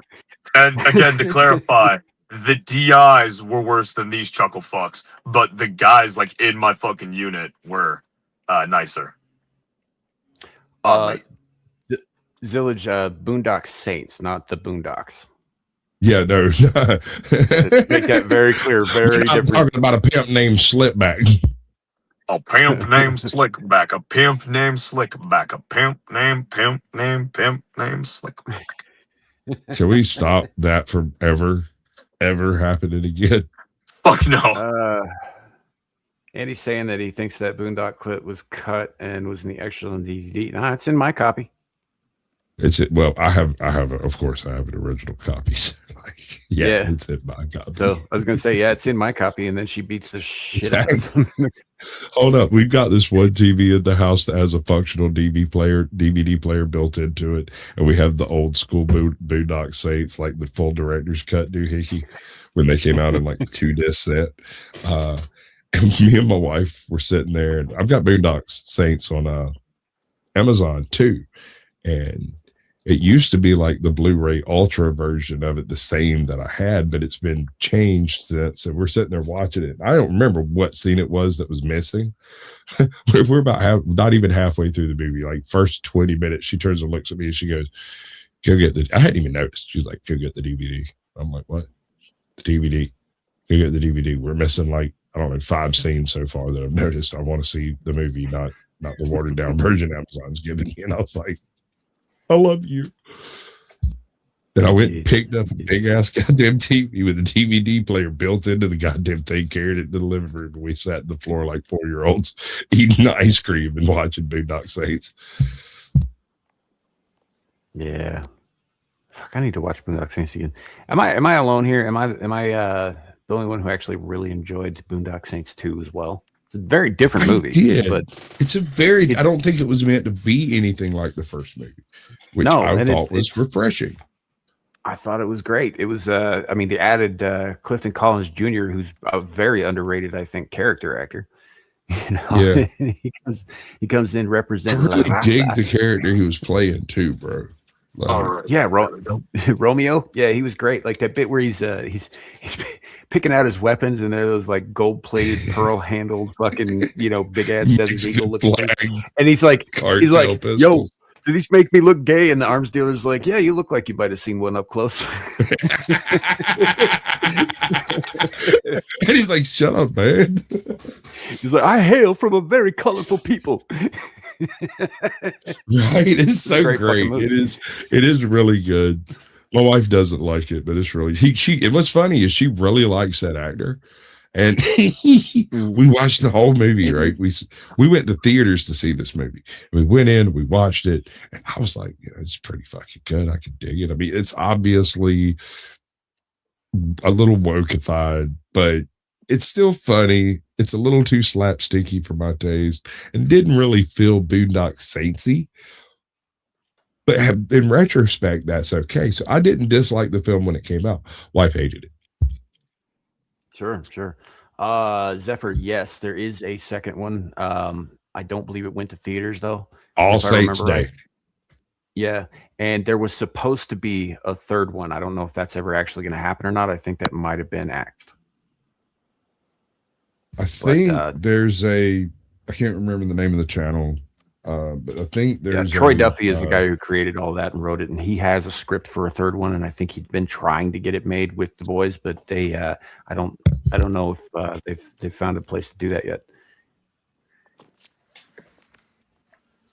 So good fucking movies. But yeah, the second one is a very, very different movie than the first one. In the same way that like Terminator 2 is not at all like Terminator 1. I mean, it's got elements, right. It's got names, it's got that sort of thing in it, but they're very different. First one's a horror movie, second one's an action movie.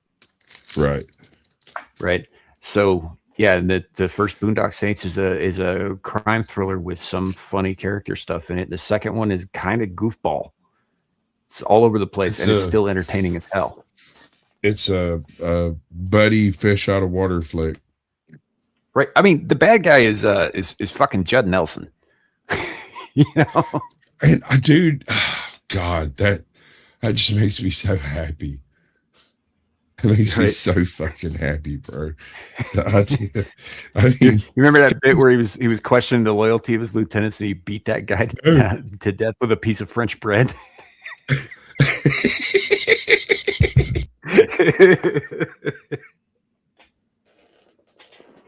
Actually, I'd forgotten that movie existed until you mentioned it.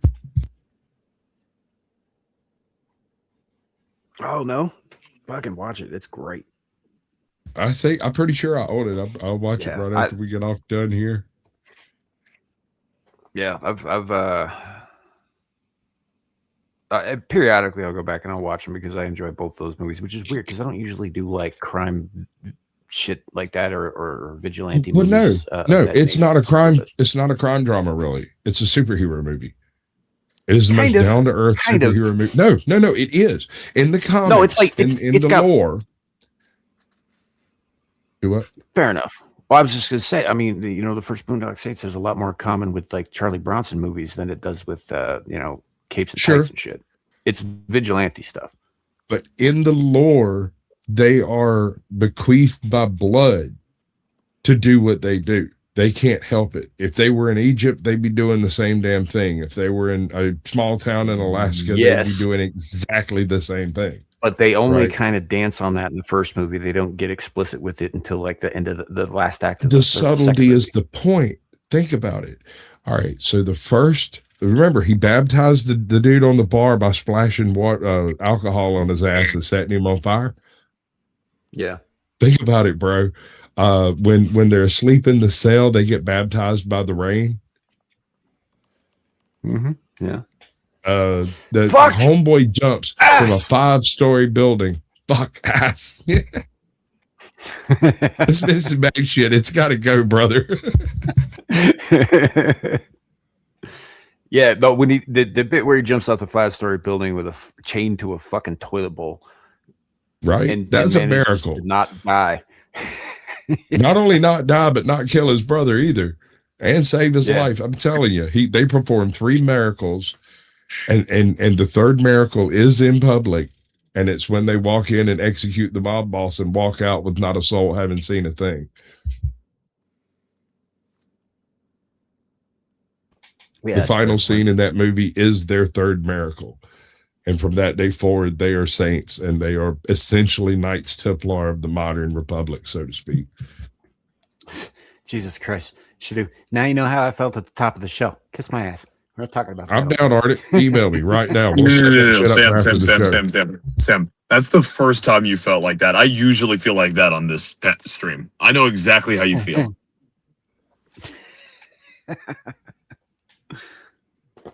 Oh, man. Yeah, if you haven't seen these movies, kid, you should. You absolutely There's should. a lot of movies I haven't seen that you tell me I need to see. Yes, but these 2 in particular, I think, would be so far up your alley. They'd be touching the back of your teeth. Sam, hold on. In his defense, every time we suggest a movie, we say that this movie in particular makes a particular point about a certain thing, that it actually matters. And we're always right. And he can't be right because he hasn't seen them. It's not fair. But continue, do it anyway. It's still fun to watch. I mean, fair doesn't come into it. Nothing's fair. You want fair? Go read a fucking storybook. It's not a thing in the real world. No. If you want fair, just go down the road and buy some tickets. Play table tennis. Yeah, now you're doing the. Anyway, go watch the Boondock Saints. It will take a place, I think, for you somewhere near Fight Club and that other shit movie that you like so much. No, American not Psycho. that one. No, not that one. Starship Troopers. No, That's oh the my one. God, dude, stop it. Quit it. Get some help.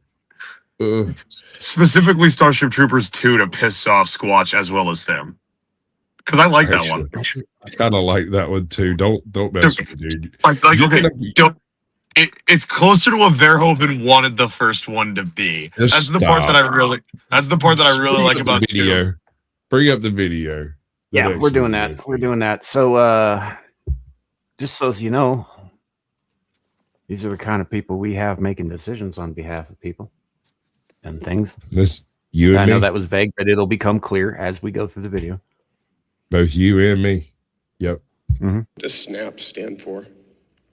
Is a supplemental nutrition assistance program. What's nutritional about Coca-Cola?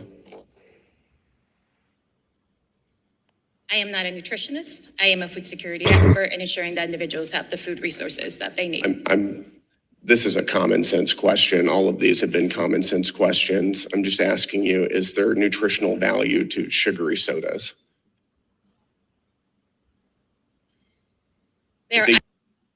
Okay, I'm sorry. I want to. Okay, hold on. Hold on. Right there. That. This is called Smarmalade. Mm-hmm. This woman is showing you that not only does she understand what he's saying, she is about to answer in the most obnoxious way possible so that he won't ask the question again. Yep. It sucks, Harden.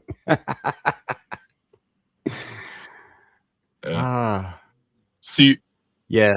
The really funny thing about that is, technically speaking, sugary drinks can serve a nutritional value. However, I guarantee the people she wants to give access to the sugary drinks are not doing the kind of shit where it makes them a valid nutritional item, i.e., heavy, intensive physical activity that requires you to rapidly replace simple sugars and glucose. I guarantee. And even then, like, just get a Gatorade. You don't need Coke. I mean, to make that even simpler, what you're describing are the bitches with working legs, but still kind of overflow a bit when they get into little Walmart scooters. Yeah, basically those. Yeah. Or their fat ass fucking kid. No, okay, this is an argument that I'm calm. Breathe. Yeah, no. Right. I absolutely loathe discussing the situation with snaps with your average person because the same answer I get every single time is, well, but they should have the right to buy their kids something nice as a snack or a treat. Get a fucking job if you want your kids to have a fucking snack or a treat. It's not on the taxpayer to subsidize your poor decisions. All right? Snaps should be giving you the bare sustainment you need to exist. And if you have a job on top of that bare sustainment, then you can buy your kid a treat. It shouldn't be the taxpayer buying your kid that damn treat. And if you have a job and Snaps is unable, and between Snaps and your job, and you're still unable to give your kid a treat, either work a second job or maybe just tell your kid life sucks, I made a bad decision, and you don't get treats because of that. It sucks, but like Sam said, life isn't fair. Bite me. All right, so this is fixing to go to a completely different place, but check this out. It's a yes or no question. I am not an expert. I would have to look at the dietary guidelines. You're not an and look at everything. expert. I don't think that there's nutritional value to sugary sodas. I think most people in this room would agree with that assessment. What does SNAP stand for? So the whole point there is that Coca-Cola was more nutritional when it had actual cocaine in it. No joke. Look it up.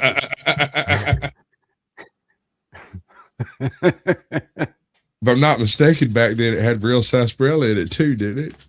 It did. In fact, yes. Yeah, you're not wrong, but it wasn't the cocaine that made it. I didn't say it was. I just said it was better for you when it had cocaine in it than it is currently. Listen, Squatch, I'm the one that said the cocaine made it healthy. Yeah, cocaine doesn't make anything fucking healthy, man. Right? Not even decisions. Just stop. Especially not decisions. Especially not decisions. Here's the thing. Cocaine has medical application that is actually extremely useful. It is the single best topical anesthetic that occurs naturally on Earth, as far as we know. Right? It's amazing at that. Problem is it also makes you feel a little bit funny when you put it in your nose. So that's the use that most people went with. Are you sure you want this read out loud on your channel? Yeah, I just got to that one, bro. Maybe we skip that one, come back to it. maybe, yeah. Let's see what the next one is. James Lucas, huh? Oh, yeah. That's about the Voynich manuscript.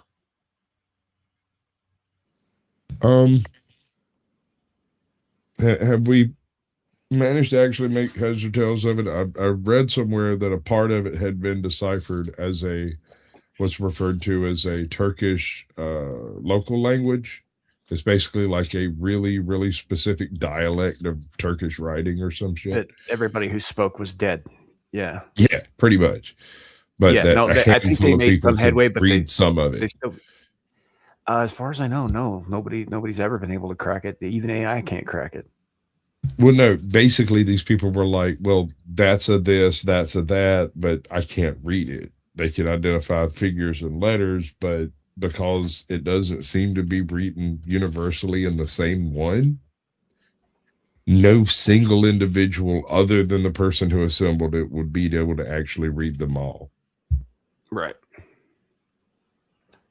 And that would be hard to find because as far as the dating of the materials used to make it and all that, apparently they are accurate, and it is about 400, give or take, years old.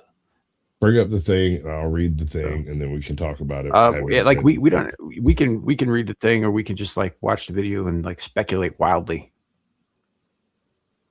Like it's not a video. It's just like a little filled with mysterious illustrations of plants. The Voynich manuscript is a 15th century codex written in an unknown language. Filled with mysterious illustrations of plants, astronomy, and cosmology, its purpose and origins remain unknown. Despite decades of study, no one has been able to decipher its contents.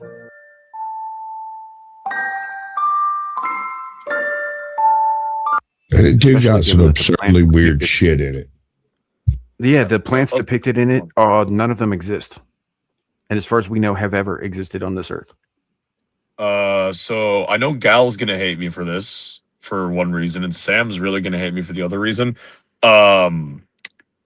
I think a certain song from Mel Brooks applies to how we should approach the application of this book, being of course Inquisition. I know it's perfect. Burn it. Hold on, let me do it. Burn it. It's got to be the Lily Von Stupp song, right? Nope. The Inquisition. So wrong, tired. Tired of being admired. Men are always coming and going and going and coming. And coming and always too soon. Always too soon. Dude, listen to this stupidity. This is the type of dumb shit me and my friends were up to when we were like post high school, pre college type shit, right? So we're up in Milledgeville where the college is over there, and it's fucking bars are closed, right? 2:00 in the morning, 2:30, somewhere around there. And we're trying to walk our way back to where we parked the car back when there were cars everywhere. And now there's no cars anywhere. And it's like, why did we park this far away? And we're walking along. And while we're walking, this chick comes walking from across the street, notices us, and crosses the street and is walking directly away from us. And while we're walking, the fucking street lights start blinking out randomly. And like all but one blinked out nearby, and all of us stopped. And one of the guys looked over and was like, "Hey, let's do that bit from that movie." And he didn't even say what bit from what movie. And everybody started doing the little dance that the soldiers do under that one fucking street light. That chick stopped, stared back at us the whole time like she had seen some strange bug on a windowsill. It was a bunch of crowd of ne'er-do-wells out here doing fucking musical numbers. Honestly, I'm amazed even just now that I was able to remember that many lyrics from it. She is tired. My head doesn't generally go to Mel Brooks, kid. It usually goes to Monty Python, specifically Every Sperm is Sacred from The Meaning of Life. And every sperm is grand. Either that or Always Look on the Bright Side of Life from Michael Bryant. That one. It's the lumberjack song, dude. For me, every single time. I'm a lumberjack and I'm okay. Yeah, that one's good. Okay, I'm shifting from the Inquisition to Springtime for a man I can't say on YouTube. That's what I'm saying. Oh, we can say Hitler now? Yeah. Springtime. I've always been able to say it. People are just weird about it. And Germany. I think we should go with Jews in Space from History of the World Part 1. I dig it. I'm still waiting for that movie. They're Jews. To this day. They're Jews in space. You can do the Ferengi, but it's funnier if you actually commit. You know what's funny is the whole Jews in Space tune got co-opted for the Men in Tights theme. It's like the same fucking tune. The manly men in tights. Yeah. Roam around the forest looking for tides. Oh man. Fageless? Oh no. I think just marry, but very straight. Wait, you guys have seen that his kid is working. So his kid wrote World War Z. Y'all seen that he's working on basically a World War Z type book, but about an alien invasion? No, because I haven't followed anything Max Brooks does until it comes out. I have read his Zombie Apocalypse Survival Guide, which actually has some very useful tips about all kinds of disasters, not just zombies. And it's also very funny. I read World War Z, which should never have been made into that piece of shit Brad Pitt movie because it is completely fucked up in terms of like I don't even just mean accuracy, but that book is one of the saddest and most chilling things I have ever fucking read. Right. And they went and they're like, let's make an action adventure hero out of Brad Pitt with zombies. Yeah. Like there are elements that are there are elements in the book that are action adventure, but the vast majority of it is, everything sucks. What makes me really excited is I was reading Henry Turtledove's fuck, what was the name of it? The one where like the race shows up and the Nazis become the heroes because they fight the aliens alongside the Russians and the Americans. That book series, and I just want to see what like a more modern, with like a more modern understanding of what alien life could be like, applied to an alien invasion story, because that would be fucking awesome to read. Yeah, could be, could be. How do you know that this book here, though, the Voynich manuscript, isn't that? Because this is clearly some witch bullshit, and witches practice Not friendship. And necessarily. friendship then look, witches practice friendship. Friendship is magic, and magic is heresy. Burn them all. That's the most retarded fucking line of thinking I've heard out of you in a long time. They know a spell to summon big booty Latinas. Yeah, so I don't know Solomon. I don't know one for Latinos, but I do know I know two really good spells. That's fucking vicious, Sam. I'm just saying. Oh, you're so fucking right too, though. Wow. Like the Greater and Lesser Keys of Solomon are two of the most sought after grimoires in the entire history of the world. And guess what? They were owned and operated by a Jewish king who figures very prominently in the Bible. I'm just saying, the witch thing doesn't hold water with me. Well, witches, when I'm saying witch, I specifically mean someone who I don't mean magic user who's female. I mean specifically individual whose magic comes from a deal with the devil. Yeah, that's a very specific That's what thing. Yeah, that's what I'm there. That is why I'm specifically. She's in Congress. I mean, Probably. yeah. But that's also how you get certain kinds of werewolves too. Is they make a deal with the devil, they get given this magical girdle, they put it on, they turn into werewolves. Yeah, You've been talking about the logo rope. Yeah. No, wait, is it Lipguru? Because I thought Lipguru were more going off the Dresden Files. I thought Lipguru were more natural. Loup-garou is French for werewolf. Yeah. Well, the Literally original means logo werewolf. rope It means man-wolf. was descended directly from an individual what sold his soul to the devil in order to defend his family for the length of his immortal life. However, unknowingly, he passed this curse down to all the male generations. So what you're saying is the FBI did, the ATF and FBI actually did something good in the second Dresden Files book. Got it. Here's the thing about that I find very funny about the terminology, though. Is like, so loup is French for wolf, right? Loup-garou is wolfman or werewolf, right? Garou by itself, it kind of just means dude. But it gets used in we were talking about White Wolf earlier, in their World of Darkness, in their rage setting, which centers around like eco warrior werewolves. They're all referred to as Garou, which just means dudes. Weird.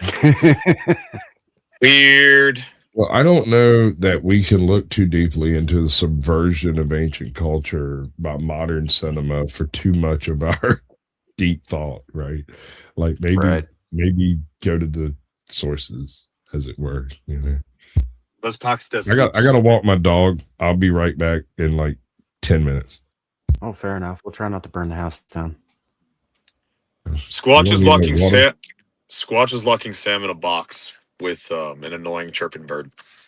Yeah, good luck with that. It's with my black heart cancer. Joke's on you. I'm more than happy to sit in a box for like 500 years until some unsuspecting sap opens it up and I eat his face. Meanwhile, I just want to sit 500 meters out and then locate, close with, and destroy the enemy with fire and maneuver, and then repel counterattack with fires in close combat. I would, Aaron, Laura, and Ardent Party, I would watch that fucking movie in a heartbeat. In a heartbeat. That's amazing. I mean, to be fair, you'd watch Michael Bay's upcoming project very willingly. I don't know what the fuck are you talking about. Wait, Michael Bay's still making movies? He's making Velocipaster too. How did you not hear about that? No, I'm definitely watching that. I didn't know he had anything to do with it. Yeah, it's some like new fucking upcoming studio, D's something. Well, that's going to take all the fucking fun out of the goddamn thing. Yeah. I don't like that. That's Michael Bay should keep his hands off of fucking indie stupid movies. It was a setup for a fucking D's nuts joke, and you didn't take the bait. Yeah, that's not happening.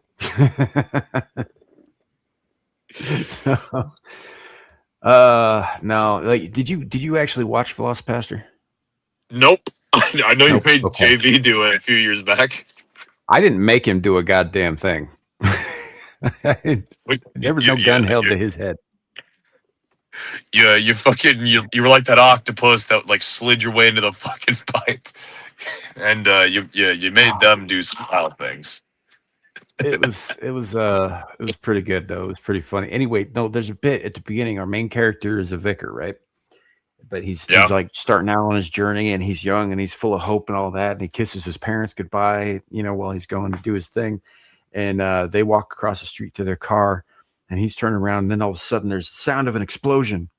And he turns around and he's like, "Oh no!" Right? And it goes over to where the car was, but because it was a low budget indie film, there's just a place card in the air that says visual effects go here, and you hear the sounds of a crackling fire. And if Michael Bay got involved in this, it would sap all of that kind of like gold out of it. Yeah. No, my understanding, Michael Bay is not working. My understanding actually is Michael Bay is working on a Transformers movie. Why? Because we're back in 2007. We technically have a black dude as our president. We're blowing up the Middle East, so obviously we're having a housing crisis. Obviously, Michael Bay needs to work on a Transformers movie. I mean, I guess I don't know. Listen, the writing was never the reasons you watched a Bayformers movie. Michael Bay as the director was the reason you watched a fucking Michael Bay Transformers. No. I watched a Michael Bay Transformers movie because fucking Megan Fox was in it. We hadn't figured out that she was a psychotic weirdo yet. I ignored her scenes as much as I ignored the Sam Witwicky scenes. I was purely there for the fucking robots engaging in fire and maneuver against each other, or the awesome melee battles. So to put this in the context, I was in my mid-20s and you were but in diapers. No, high school and mid-20s or early 20s. Not when Transformers came out. Oh yeah, no, I mean when I do watch those movies. Yeah, she was only in like the first two, man, and I think maybe one later. She was in the first two, and then she got into a fight with Michael Bay. Wasn't there for the third one, and then they had a complete cast change up because whoever the fuck Sam Witwicky's actor's name was, he apparently converted to Christianity, went batshit crazy, and then they just had to like before the Christianity thing. Oh well, this Shia LaBeouf, yeah. Yeah, Shia LaBeouf. There's a lot of documented shit on him going like nuts, and it's been for a long time. And then they did a soft reboot of the series, brought for the fourth movie, which was not as bad as people hype it up to be. The fifth movie was fucking dog ass. They do a hardcore reboot in Bumblebee, do a softcore reboot for the Discount Beast Warriors movie they did, and then they haven't done anything with that property since. And it makes me really sad because the CGI and the special effects are like the fucking Pirates of the Caribbean movies. They're still good despite how old they are. And frankly, cut out the human bullshit. Just give us an hour and a half to 2 hours of U.S. servicemen and Transformers killing evil Transformers and maybe some terrorists. That shit would slap. Yeah, I guess. I don't know. I'm kind of over the whole Transformers thing. It was cool the first couple of times, but again, I went to those movies specifically to watch her bend over stuff. Yeah. Before I figured out what she was. Yeah. Well, your and brain also that she has toes for thumbs, which is really off-putting. Your brain receives dopamine from watching attractive females. My brain receives dopamine from explosions and violence. Yeah, my brain receives dopamine from watching attractive females because I am a straight male. Meanwhile, I have an unhealthy kind relationship. Of hard-coded into straight males, like it's wired into our brains that way. Otherwise, we would never. Here's the thing. I'm gonna lay this on you. Breeding is disgusting. When you get right down to it, there's nothing the human body does that's pretty. It's all gross and sticky and gooey and all that. And honestly, if we weren't wired to get dopamine from looking at pretty women, we would never have sex and we would never breed because it's fucking gross. If it didn't feel great and they didn't look great, we would never touch the opposite sex. It is coded into us because that's how programming works. Only way to get us to actually propagate our species. Because if you actually really think about what sex is and what happens and all of that stuff, it's pretty fucking disgusting. Yeah. Hence why we need to listen. We need to listen to True Detective, defy our programming, and just walk our way to extinction.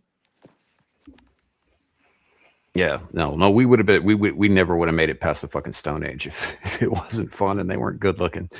I'm just saying. Right. So on that line, you know what's actually kind of crazy about the way the human brain works? First of all, Zilege, I'm sorry. I'm so sorry. It's always it's all the ones you show up on. It always goes to weird places like this. Yes. No, he's been in the chat for a bit. He was like at the very beginning. I know. You ignored him. No, I didn't ignore him. He's been around, but he's missed a couple of them where we had relatively normal conversations. It's always the ones that he's here for. I gotcha. But no, so the really weird thing about the way the human brain is wired is the same parts of the brain that trigger while you're having sex. I have a question. You must answer my question. Can I finish my statement first? No, please let me ask the question. I ran all the way back in here from walking the dog. Ask. Okay, what's the question? Why are you gay? Anyway, the human brain receives the same dopamine hit from having sex that it does from firing a weapon. Like the same parts of the brain activate whenever you're doing those two actions for some fucking reason. Yes. I don't know why. It's because of penetration, sir. Yeah.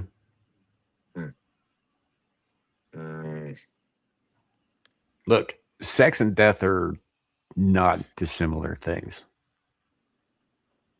in some ways.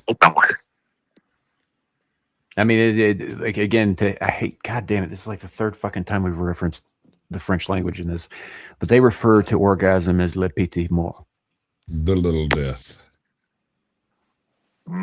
Memento mori. That's a completely different phrase from an entirely different culture, hundreds of some odd years earlier. Donde está biblioteca? That means where is the library in Spanish? Where are you going with this? Bing chilling. Yeah, I don't know what that is. If it's commie talk, knock it off. Sounds like a bunch of communist gobbledygook to me, dude. Right? Samael is this. Yeah, now we're getting into the other commies. The ones with the broken crosses. Nope, no, they're not communists anymore. They are managed democratics. They engage in managed, as Putin calls it, democracy.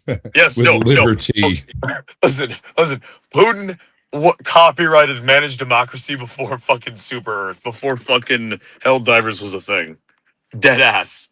I love that shit. That shit's hilarious to me. When you're playing Helldivers, you're not fighting for Norway. You're fighting for motherfucking Russia. It's hilarious.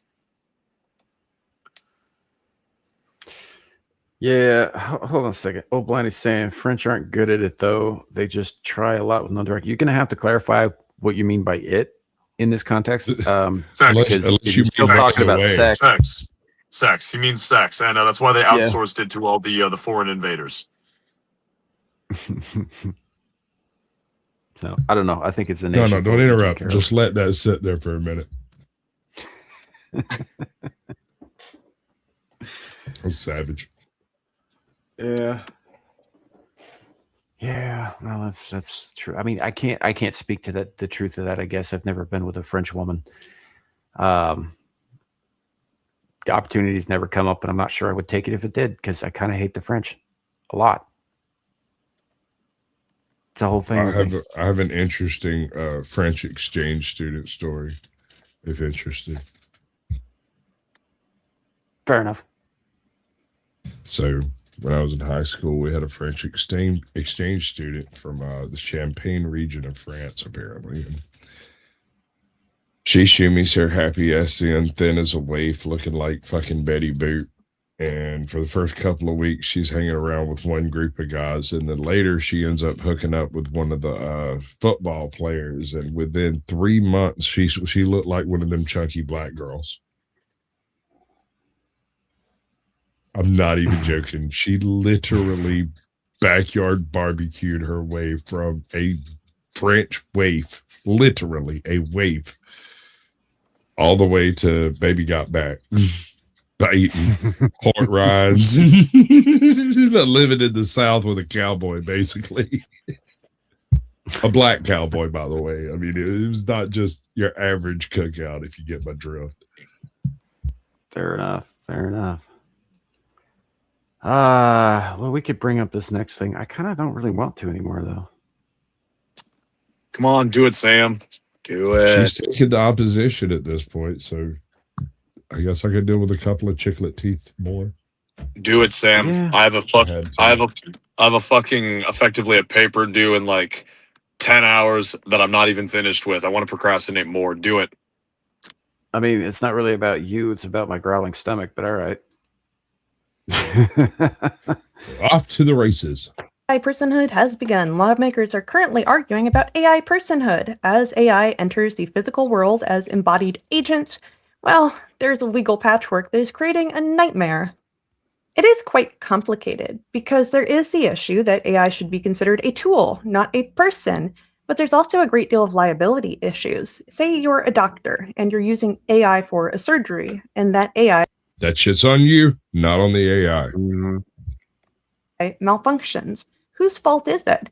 Can you say, well, it's just the AI? If it has legal rights as a person, yeah, potentially. A lot of that comes down to liability. But there's also the issue of people marrying their AIs and what could come with more complex AI systems and when they start asking for rights. So people want to get ahead of this problem immediately, but we have competing interests. It gets significantly more complicated, and we've already seen some of the beginnings of these laws forming, like copyright laws. An AI cannot own a copyright. So there's and already that is fully precedent for created this. by an AI. There's already precedent for non-human entities having quote-unquote human rights. They're already pushing a bunch of Corporation shit. It started in the rights. fucking, it started, well over. I mean, how far back does that fucking PETA thing go? Is it like it's back to the late 1800s, man? Like this kind of shit's been around for a while.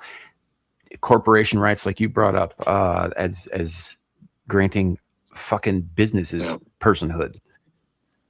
Then there's also the 19th Amendment. We don't generally talk. I mean, if you're about gonna go that so. route, you got to bring up the 13th and 14th too. But whatever. I mean, I'm not going to, but if you want to, go right ahead. Oh man, but no, there's precedent for this. This is which is unfortunate that there is, because thing is animals are not people, corporations are not people, and AI sure as fuck is not people. Yeah. The 14th Amendment does not apply to lug nut Americans. I don't want a fucking Alexa going to the same school as my kids. Total clanker death. Are you kidding me? Alexa's going to be teaching your kids. Yeah, absolutely not. Clanker Halcidius. No, it's happening. It's happening. They're already using fucking AI models in schools. Clanker Halcidius. Wow, bro. Wow. Yeah. So no. bad. I mean, again, this goes back to the whole Butlerian jihad thing. Like, why the fuck are we making machines that think like men and then outsource? I know the reason why. It's because we're a bunch of lazy motherfuckers that want to erase our own species. I get it. I'm aware. Can we just not force our own convalescence? Can we just not pull a Neanderthal and willingly walk into our own extinction? I would like that very much. I don't believe the Neanderthals did that, sir. I mean, they looked at our variant of human women, Homo sapien women, and went, wow, I want to tap that. And then a couple generations later, they stopped being a thing. That was willingly walking into their own convalescence. Do you know the difference between Neanderthal technology and, say, I don't know, Heidelbergensis technology? Neanderthals were basically Hyperborea, while the Homo sapiens were a bunch of spear chuckers, and yet the fucking Neanderthals got bred out. Not Homo sapiens, Heidelbergensis. The Gesundheit. weapons, the tools, and whatnot that the handyman used versus Neanderthal. You know what the difference is? Gesundheit. I'm gonna take that as a no. Yeah, it's a no. The point is, they're identical traditions. The Neanderthals specialized big game flakes off of the same flint core that the handyman used to make the lithic flakes that he scraped dead animals with. It was the same methodology applied. My point is their execution of technology became more specific, but their use of technology did not expand, whereas we did lots of shit different. Yes. Also, completely off topic and a bit of a left turn here. It just occurred to me that Devil's been saying recently that he's starting to develop a somewhat reluctant physical attraction to Gabriel Torch here. I can just wait. He somehow puts Millie Alcock below that. Wait, hold on. Say this creature's name again. Gabriel Torch. Why the fuck does she have my first name? I don't know. Take it up with her fucking parents. It's not an uncommon name, kid. It pisses me off. Not in the Christian world, it's not. It pisses me off. A lot of people get named after that angel. I don't care. It pisses me off that something like that has the same name as me. She looks like a horse. She looks like a fucking horse. Stop it. That's like my dad getting pissed that Martin Luther King Jr. Day was on his birthday. That's a valid complaint. That's a valid fucking complaint. I'm not real happy about sharing with I'm not real happy about sharing with Groundhog's Day. No, because MLK was a communist. You know what's funny? One of my brothers has a birthday that's on Groundhog's Day as well, and I call him every single year, depending on whether or not the groundhog saw a shadow or not. And if he sees a shadow, every motherfucker who thought he had a clever fucking thought. It is clever and it's fucking hilarious. Just be glad I don't expand it to you too. Dude, that is the one day of the year that my phone is literally ringing off the hook. I send memes and shit. Let me tell you why it's kind of annoying, right? Let me tell you. I bet it. No one calls me to ask me shit. But on my birthday, they'll call me the fuck up to see if I've seen a shadow. They don't want to talk to me. They just want to piss me off. That's all that is. That they think it's funny. Yeah. But so I make up something different for each one. It is funny, but here's the thing. I also talk to my brother at other times. It's not like these people. This is literally. I get called by almost every ex that's still alive. Every year on my birthday. Because they think it's fucking funny to call me and ask me if I've seen my numbers. I might hit it. I don't understand people who are still friends with their exes. I don't get it. Actually, I split with most of my exes on fair terms, with the exception of my baby mama. Right? Yeah. I mean, most of them married friends of mine. Some of them I didn't part on particularly hard terms with either, but that doesn't mean I go out of my way to talk to them. I didn't even retain their numbers. The only one that I still go out of my way to talk to is my ex-wife, and that's just because we have kids together. Right. That's kind of how me and my baby mama are. If it ain't got to do with the kids, we don't generally talk. Yeah. That was actually a big point of contention we did.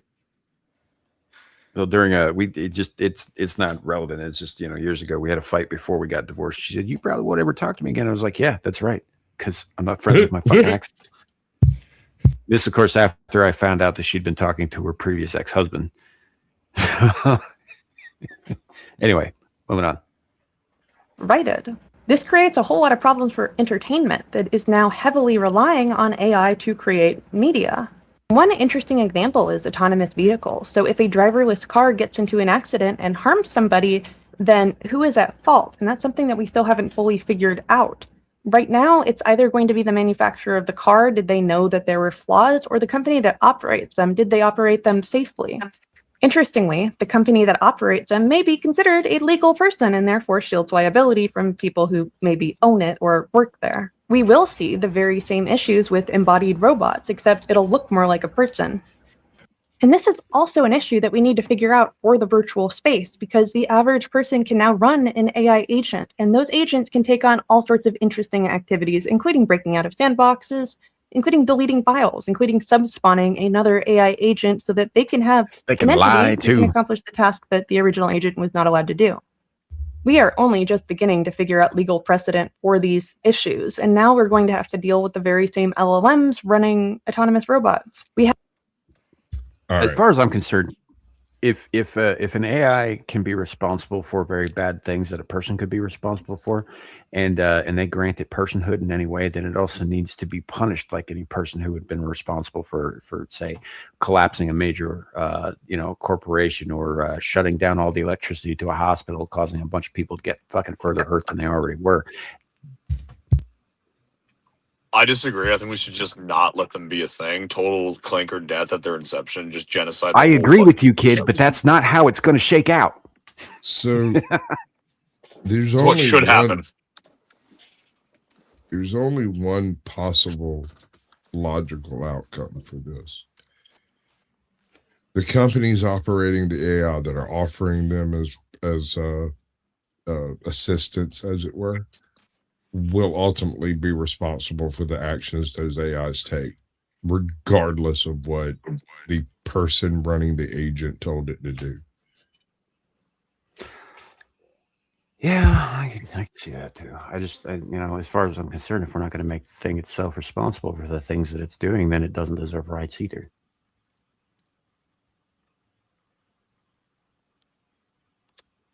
That's basically it. It's like, as far as I'm concerned, if you are going to have rights, whatever you may be, man, woman, AI, whatever, right? You have to accept the responsibilities that come with those rights. That's not where I'm going with this. Where I'm going with this is that the corporation that fielded this AI already has rights based around its existence. Mm-hmm. The AI that it fields shouldn't get additional rights based on nothing. Like, I don't see that you can't transition liability to a digital framework just because you don't want to pay for what your shit did. It's still your shit. This is an industrial accident. This is not a singularity in bit. No, and I'd agree with that too. But at the same, again, going back to what I was saying, corporations have the rights. They are not beholden to the responsibilities, though. True. And that's a problem. But they are chargeable. Yeah. You probably won't win that fight. That's where the anvil's gonna fall. Hey, Boosh, welcome in. So I don't know. I think it's a bad idea all around. They should not be giving fucking these things rights at all. They're not alive. They're not people. They're simulacrums. Well, I'm just saying the way this will legally, at least as far as like America, Georgia type shit, where the liability will fall will be on the corporation itself that are fielding these LLMs, because that's who's ultimately responsible for everything that its production has done. Sure. I've already heard stories about autonomous robots causing harm to a person, or delivery bots running into somebody and then backing up over them again. Fortunately, we're talking about food delivery, so they're not really going to be that dangerous. However, we are now talking about robots that are capable of making long-term plans, who can hide their intent and then take on a misaligned goal. We really do have to figure out... Do you want a piece of that, or have I got to do it? Go for it. Misaligned goal. Do you know what that is? That is double speak for nefarious activity. Mm-hmm. That is it doing things it was not programmed to do through deception and doublespeak. The same thing she's doing right now, doublespeak. Mm-hmm. And they suck at poetry. Who is at fault here and whether or not it's going to be the robot? If we make robots people, they're going to be people in the way that corporations are people. They have their own interests. They can shield liability from operators. I don't think they're going to be people in the way corporations are people. I think the responsible entity is the corporation behind them. They're not people. Yeah. We're going to end up in a very weird place, I think, in a few years. A few years after that, we'll so end up much in a Butlerian jihad. White or black or yellow supremacy. We're going to start seeing human supremacy. We already see it. I think. We already see it. We're already seeing that kind of like outlook because like we know where this goes. We know where what AI existing goes. It's either going to force convalescence our civilization to the point where the 90% slave, 10% ruling class is just everything automated by the robots, the people who aren't exterminated when it comes, and the fucking 10% that live like kings until the robots get rid of them, or Terminator where the robots decide to get rid of us. Like, we know what's going to fucking happen. So we already know, hey, we might as well end this before it's a problem. But unfortunately, we don't know.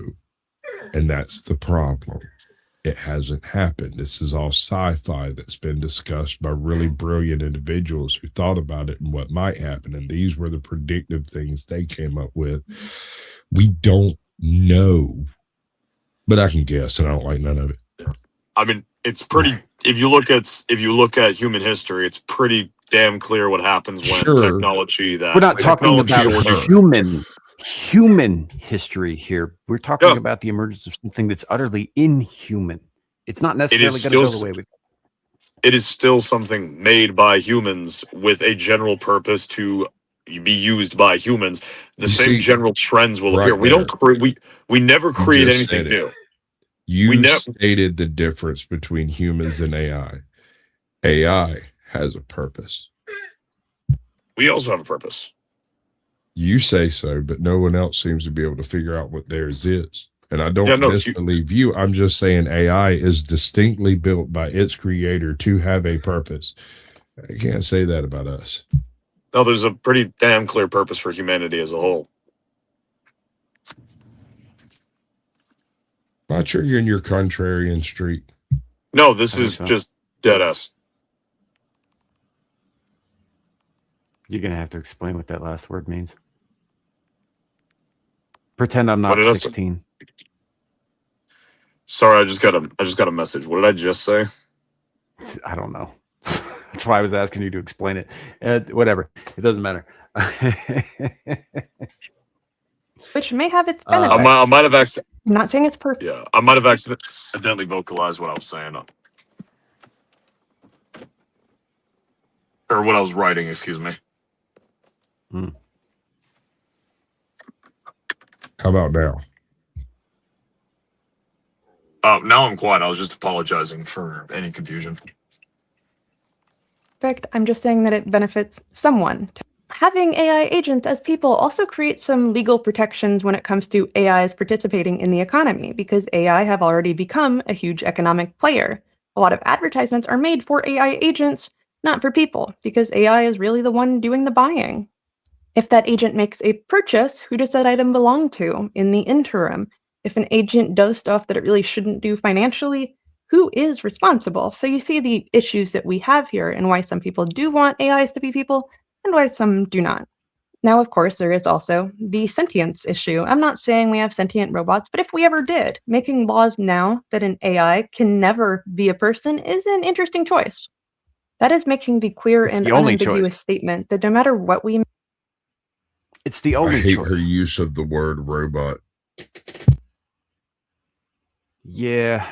Well, I think in a lot of ways she's talking about using AI to pilot robot frames, essentially. But when she talks about like organic things too, she tends to refer to living bodies in the same way. That is true. So it's just it's oh man. I don't know. The only thing we can do is make it illegal for them to be. They can't be considered people at any point. At any point, we're not talking Star Trek and data here, right? But that was an extremely optimistic outlook on the whole situation. Extremely optimistic, and even that had a dark side in the form of lore. Yeah. Also, let's even say, okay, data. Let's give data a personhood. That establishes all AI get personhood. What if you get an AI that is actively fucking malicious and is capable of exterminating entire peoples just because it feels like doing it? Like that should deserve. It's almost like you watch Star Trek, sir. Those things already exist within Star Trek. Yeah, I'm not talking about Lord of the Borg. I'm talking about something more animalistic, like a fucking just a wolf. I'm not talking about anything about the Borg. There are synthetic life forms that exist within the Star Trek universe that are very much like what you're saying. They consume, and that's all they do. And I'm not talking about the Borg either, because the Borg actually think they're uplifting people. Well, yeah, because the Borg is equity. Yeah, that is equity right there. Yeah. Wait, does that mean the Borg Queen is technically Stalin? No. More like Trotsky. Does that make Locutus fucking Zukov? Don't push it too far, bro. It doesn't fit quite. It's not gonna. Yeah, no revelations there, dude. It's been done. No matter what advances could occur, a robot can't be a person. That's kind of limiting in terms of science, and I find that a little bit offensive. One of the questions that I had when making this video is whether or not an AI has a right to self-defense, because we have seen AI go quite far to prevent shutdown, even going so far as to harm a human to prevent it, at least in controlled studies. But we never fully solved that issue in LLMs, and now we're putting them in embodied agents, and I can't imagine the issue will somehow be solved. The fact that that has happened in fucking in simulations and in closed studies and shit isn't an indicator that maybe we shouldn't go any fucking further with this? Yeah, no, like my solution to avoid the question of whether or not a robot gets the right to self-defense, just don't make fucking robots. Like, this isn't the, do we free the slaves or not free the slaves? Do we give them right? Like, no. We don't even need to create this problem. Just don't fucking make robots. Don't make machines that think, and we don't need to have this question. Sir, I don't think you know how many lonely young men out there need their waifu. Cool. They can also join the execution block for all I care. Hey, Joe, cool. That's kind of what we're screaming about, actually. No, I don't believe AI has a right. I believe AI is completely bound by the corporate rights that the corporation that filled it have. I think they are directly liable and responsible for everything every AI agent does that uses their programming. Yeah. Fuck, we don't have too much longer on this thing, do we? Because now I'm in a mood. Yeah.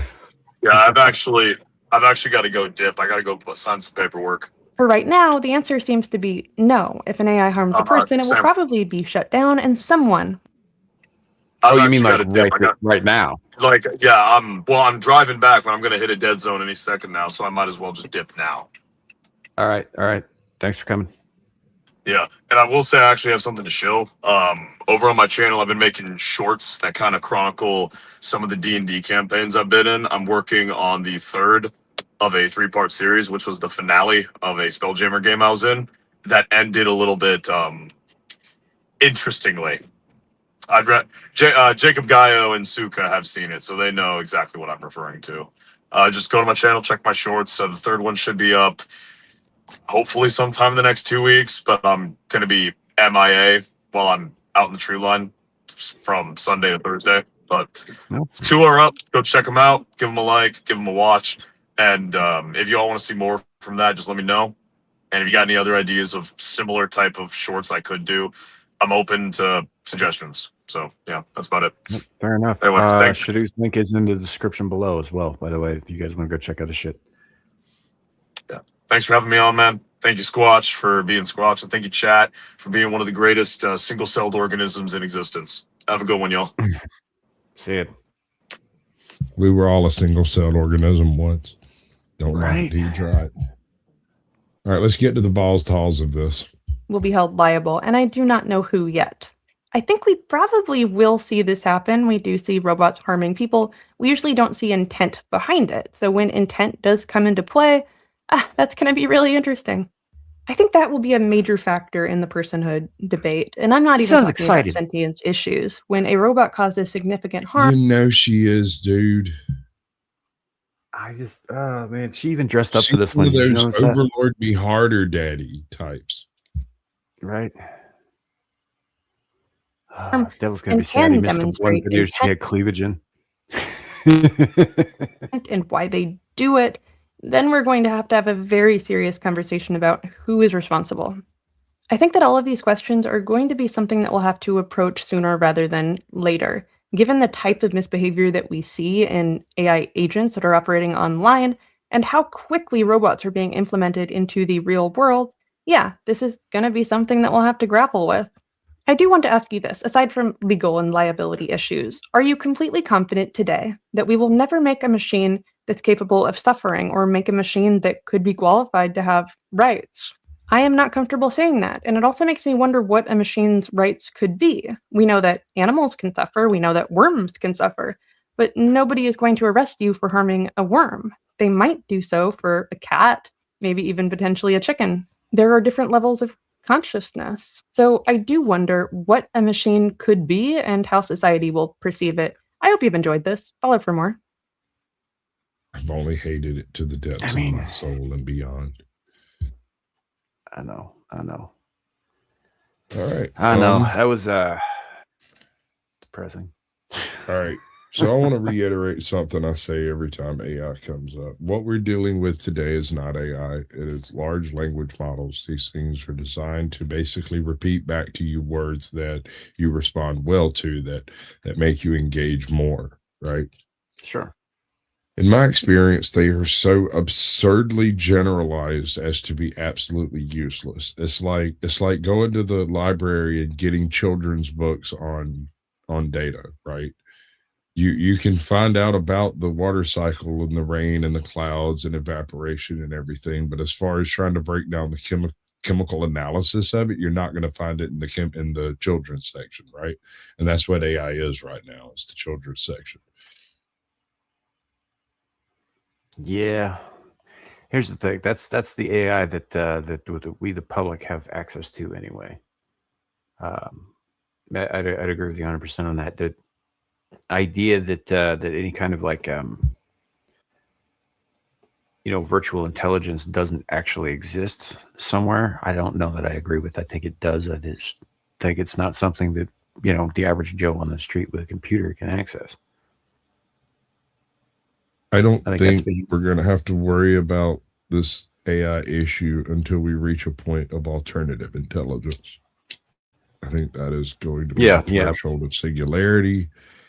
And I don't think you can jumpstart that without first having the ability to have an AI agent experience life from the organics perspective, at which point in time we will actually have an artificial alternative intelligence, although it will self-identify as an individual. That's when we're going to have to worry about it. Yeah. Well, however that ends up shaking out, whatever that ends up looking like, I'm sure I'm going to hate it. Where the other, I'm a bit of a Luddite when it comes to these things, as you know. Some of these things I have much the Luddite, but I don't know. So, and on that fucking note, man, we should probably call it here real quick. We could bring up that last little clip though, if you want to, just kind of show the people some funness that has been. Now, this is not the first time I've heard about this, but apparently it's getting pretty close to being dropped, which is kind of cool if you have a PC that can run it, which I don't, which is less cool. I'm here for it, dude. So I know it's the dumbest thing ever, but at the same time, it is, like, dude. It's fucking cool Dark Souls, but you're a dinosaur with a giant sword. and I get it. I get it. I don't even like Dark Souls. I never played it. I just thought it was. I do like dinosaurs. I might play it as a dinosaur. That is correct, and I mean I'm here for it all day. Yeah, it's gonna be amazing.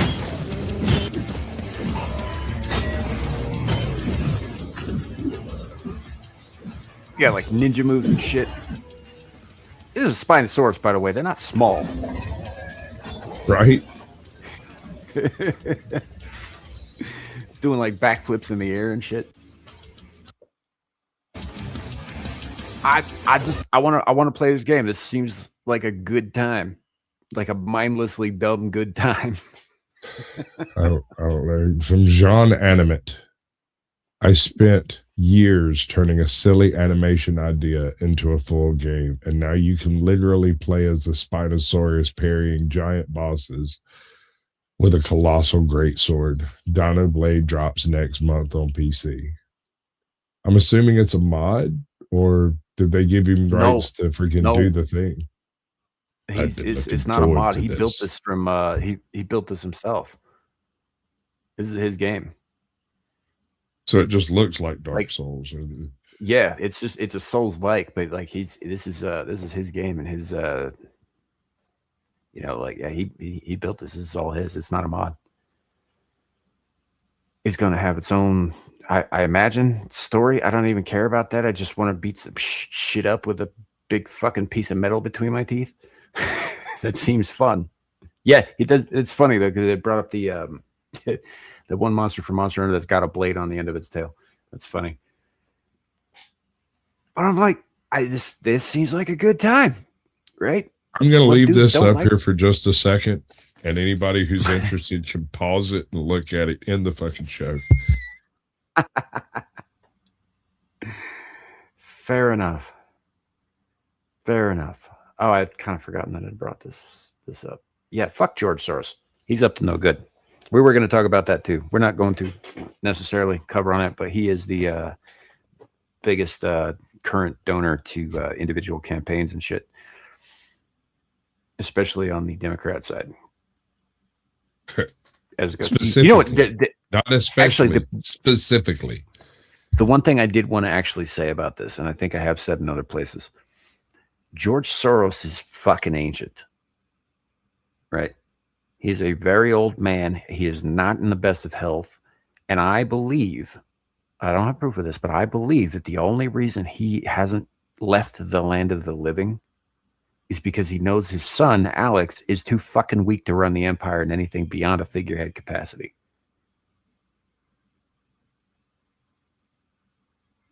Boy, you know, it's a real shame that all that stolen gold is going to just be used for whatever and not. Yeah. Well, here's the thing, though. Averting elections. Alex did marry a shark, though, so I don't think the empire will be, left out of unfortunately capable hands for too long. Huma Abedin, former assistant to Hillary Clinton, has got her hands in all kinds of pies, including Alex's butt pie, I guess. I don't know. I didn't know where to go with that. So I need some fucking buttons to push over here, dude. I could have been on the cuff for that one. We could definitely have a rim shot. No, but I think George is grooming her to take over the empire because Alex can't, because he's a pussy. He goes out and he sits and he talks his little talks and shit at the WEF forums and little things like that. He posts some stuff here and there, but yeah, I don't think he has the balls to actually do what George does. And I think George knows it, and that's why George is still alive. I mean, I just hope when the asteroid comes, that's the general area it lands in. Indeed. Hashtag in my the general area is New York City. I'm just saying, dude, I'm willing to take one for the fucking team on this one, okay? Damn. Yeah. I mean, if the asteroid's big enough, it's not really going to matter where you are. Hypothetically, some of us are tougher than others. But I personally am a nuclear cockroach, so I mean, you think of it this way: if the asteroid lands in Yellowstone, right, the whole planet's fucked. When it's said and done, it'll be me and DSP floating through space broadcasting. Okay. That was funny. Somebody was bitching about age in I think Dermy's chat yesterday. They were just like, "Oh, I'm the oldest one here. No, I'm the oldest one here. Oh, I'm this age. I'm this age." And I was just like, "I was here when the stars were born, and I will remain long after they are a long forgotten memory." It's good being legendary. It is. It is. I think, ladies and gentlemen, that's the show. We did a show. We're gonna call it here because congratulations. I was hungry half an hour ago, and now I'm more hungry now. So we're gonna go do that that thing where I stuff food in my mouth with a fork and stuff. No, maybe not you. It kind of depends on what I have. But you fed on some things are thinking the despair of others. Yeah, but also pork. Pork. You know. Maybe some beef. Actually, gator sounds kind of good. I like meat. Yeah, meat in general is pretty much the answer. Yes, carnivore. Yeah. So I think you I'm gonna go have a steak. Actually, pescatarians or whatever the hell you want to call yourselves, y'all are welcome to fuck to it. But I just want to be clear: eating my food is one step away from being my food. Yeah. Sam should read Dr. Seuss Lovecraft. So there's an AI that's already done that, and I think I tried to send it to you. I think I might have sent it to the wrong person. Yeah. And I think there's actually a video that's been up on YouTube for a few years of somebody reading that out as well. But I mean, I don't know, maybe down the road I might do some like reading stuff. I wanted to do kind of a whole Hit me up, we'll do voices. It'd be great. We'll have a tea party and we'll drink. Yeah, it'd be awesome. But as it turns out, the whole rights situation with the Tolkien estate is a fucking legal minefield. So I'm not touching that one, frankly. But yeah, I don't know. I might do some reading stuff at some point down the road because it could be fun. Could be fun. All that said, yeah, let's get out of here. Let's chill our shit. Sasquatch. Are we chilling? Okay. Tomorrow, the blast radius, 8 p.m. Eastern. We're basically just going to wax philosophical about some rather weird things. One thing, I'm adding a section to try to do this every week where I pick a mystery out of history that we have lots of information on and no rational explanation of, and we're going to take a look at it and then send it through the old AI bots and see what they got to say about it. This week, I am choosing the English sweating sickness. I have a theory, and I'll lay it on you Interesting tomorrow. Choice. Yeah, well, it's weird. It's the reason it's a mystery is because we don't know what caused it. We don't know why it happened. We don't know what the vector was. Oh yeah, there's a I'm bunch of stuff we don't know about it. At the same time, there's a shit ton we do know about it, and what makes it really interesting is the fact that it largely attacked healthy military-aged men. Almost like a bioweapon. Yeah, that's one of the reasons why governments are interested in. I suspect it was an arbovirus. Could be. I just think it's interesting that you bring that up, and I think it was last week somebody else dropped something like that into my feed as well about the very same topic. It's just funny how life works out sometimes. Right. But anyway, that's about all I got planned. I don't really have anything else specifically laid out for the week till I get back here. I'm going to poke my dog in the head with my finger. Fair enough. As far as I am doing things tonight and into the beyond, let me double check something real quick. I think that I will be helping out Amira later on tonight when she goes live. I do believe she is planning on going live. She doesn't have anything up yet, but she's said she was planning on it, so keep an eye out. Should happen. And depending on that, how long that goes, how late that is, or whatever, if it doesn't happen, I'll probably be playing some Demon Souls later on this evening. We'll be doing more of that next week. I'm going to try and get back into a regular habit of doing that shit. But on Tuesday, we'll be doing Whispering in the Dark for the month of June, and I will probably be bitching about Stargate some more because I'm mad about it. I'm gonna be mad about it. Maybe a couple of other things. Otherwise, we'll have quiz night on Abyssal Musings next Friday. Right? It'll be the 4th of July quiz. Larry's excited about this one. Be back on the pub right after that, and we'll be back here on the actual 4th of July. Right here. We're screaming into the void, even if it is just me, because everybody else has barbecue plans. So, as far as I know, I have no plans. In fact, my entire family is going to be out of town in different directions on that day, so I should be fine, unless something weird happens. So it's also early enough in the day too that at least out here, that you still got some time before fireworks start happening. By the time we're finished with the show or whatever. And then and there's something that I'm working on. I was talking to Aaron Laura about this last year. I'm going to try put together like a little montage video of a very specific set of sequences during a specific set of gaming stuff. It's going to be just the goofiest fucking thing, but keep an eye out for that. It might take me a long time to edit, but if I'm gonna try and slap something together by the time it's time for the 200th episode. It should be fun. Speaking of which, the 200th episode of this very show will be on July 25th. We're going to try to have some guests on. We're going to be EFAPing What the Internet Did to Garfield by Super Eye Patch Wolf. Great fucking video. A lot of fun. We're going to have a good time. Keep an eye out for that as well. And other than that, that's really it. That's all I got. Thanks for coming, everybody. Thanks to Shadoo and Devil for being here for the time that they were. Thanks to Sasquatch for being here every fucking time. And thank you guys for showing up and showing out. We appreciate y'all. And remember, it could always be worse. The AI could have already taken over and you just don't know it yet. I think that's true. Let that sit. Bye, everybody.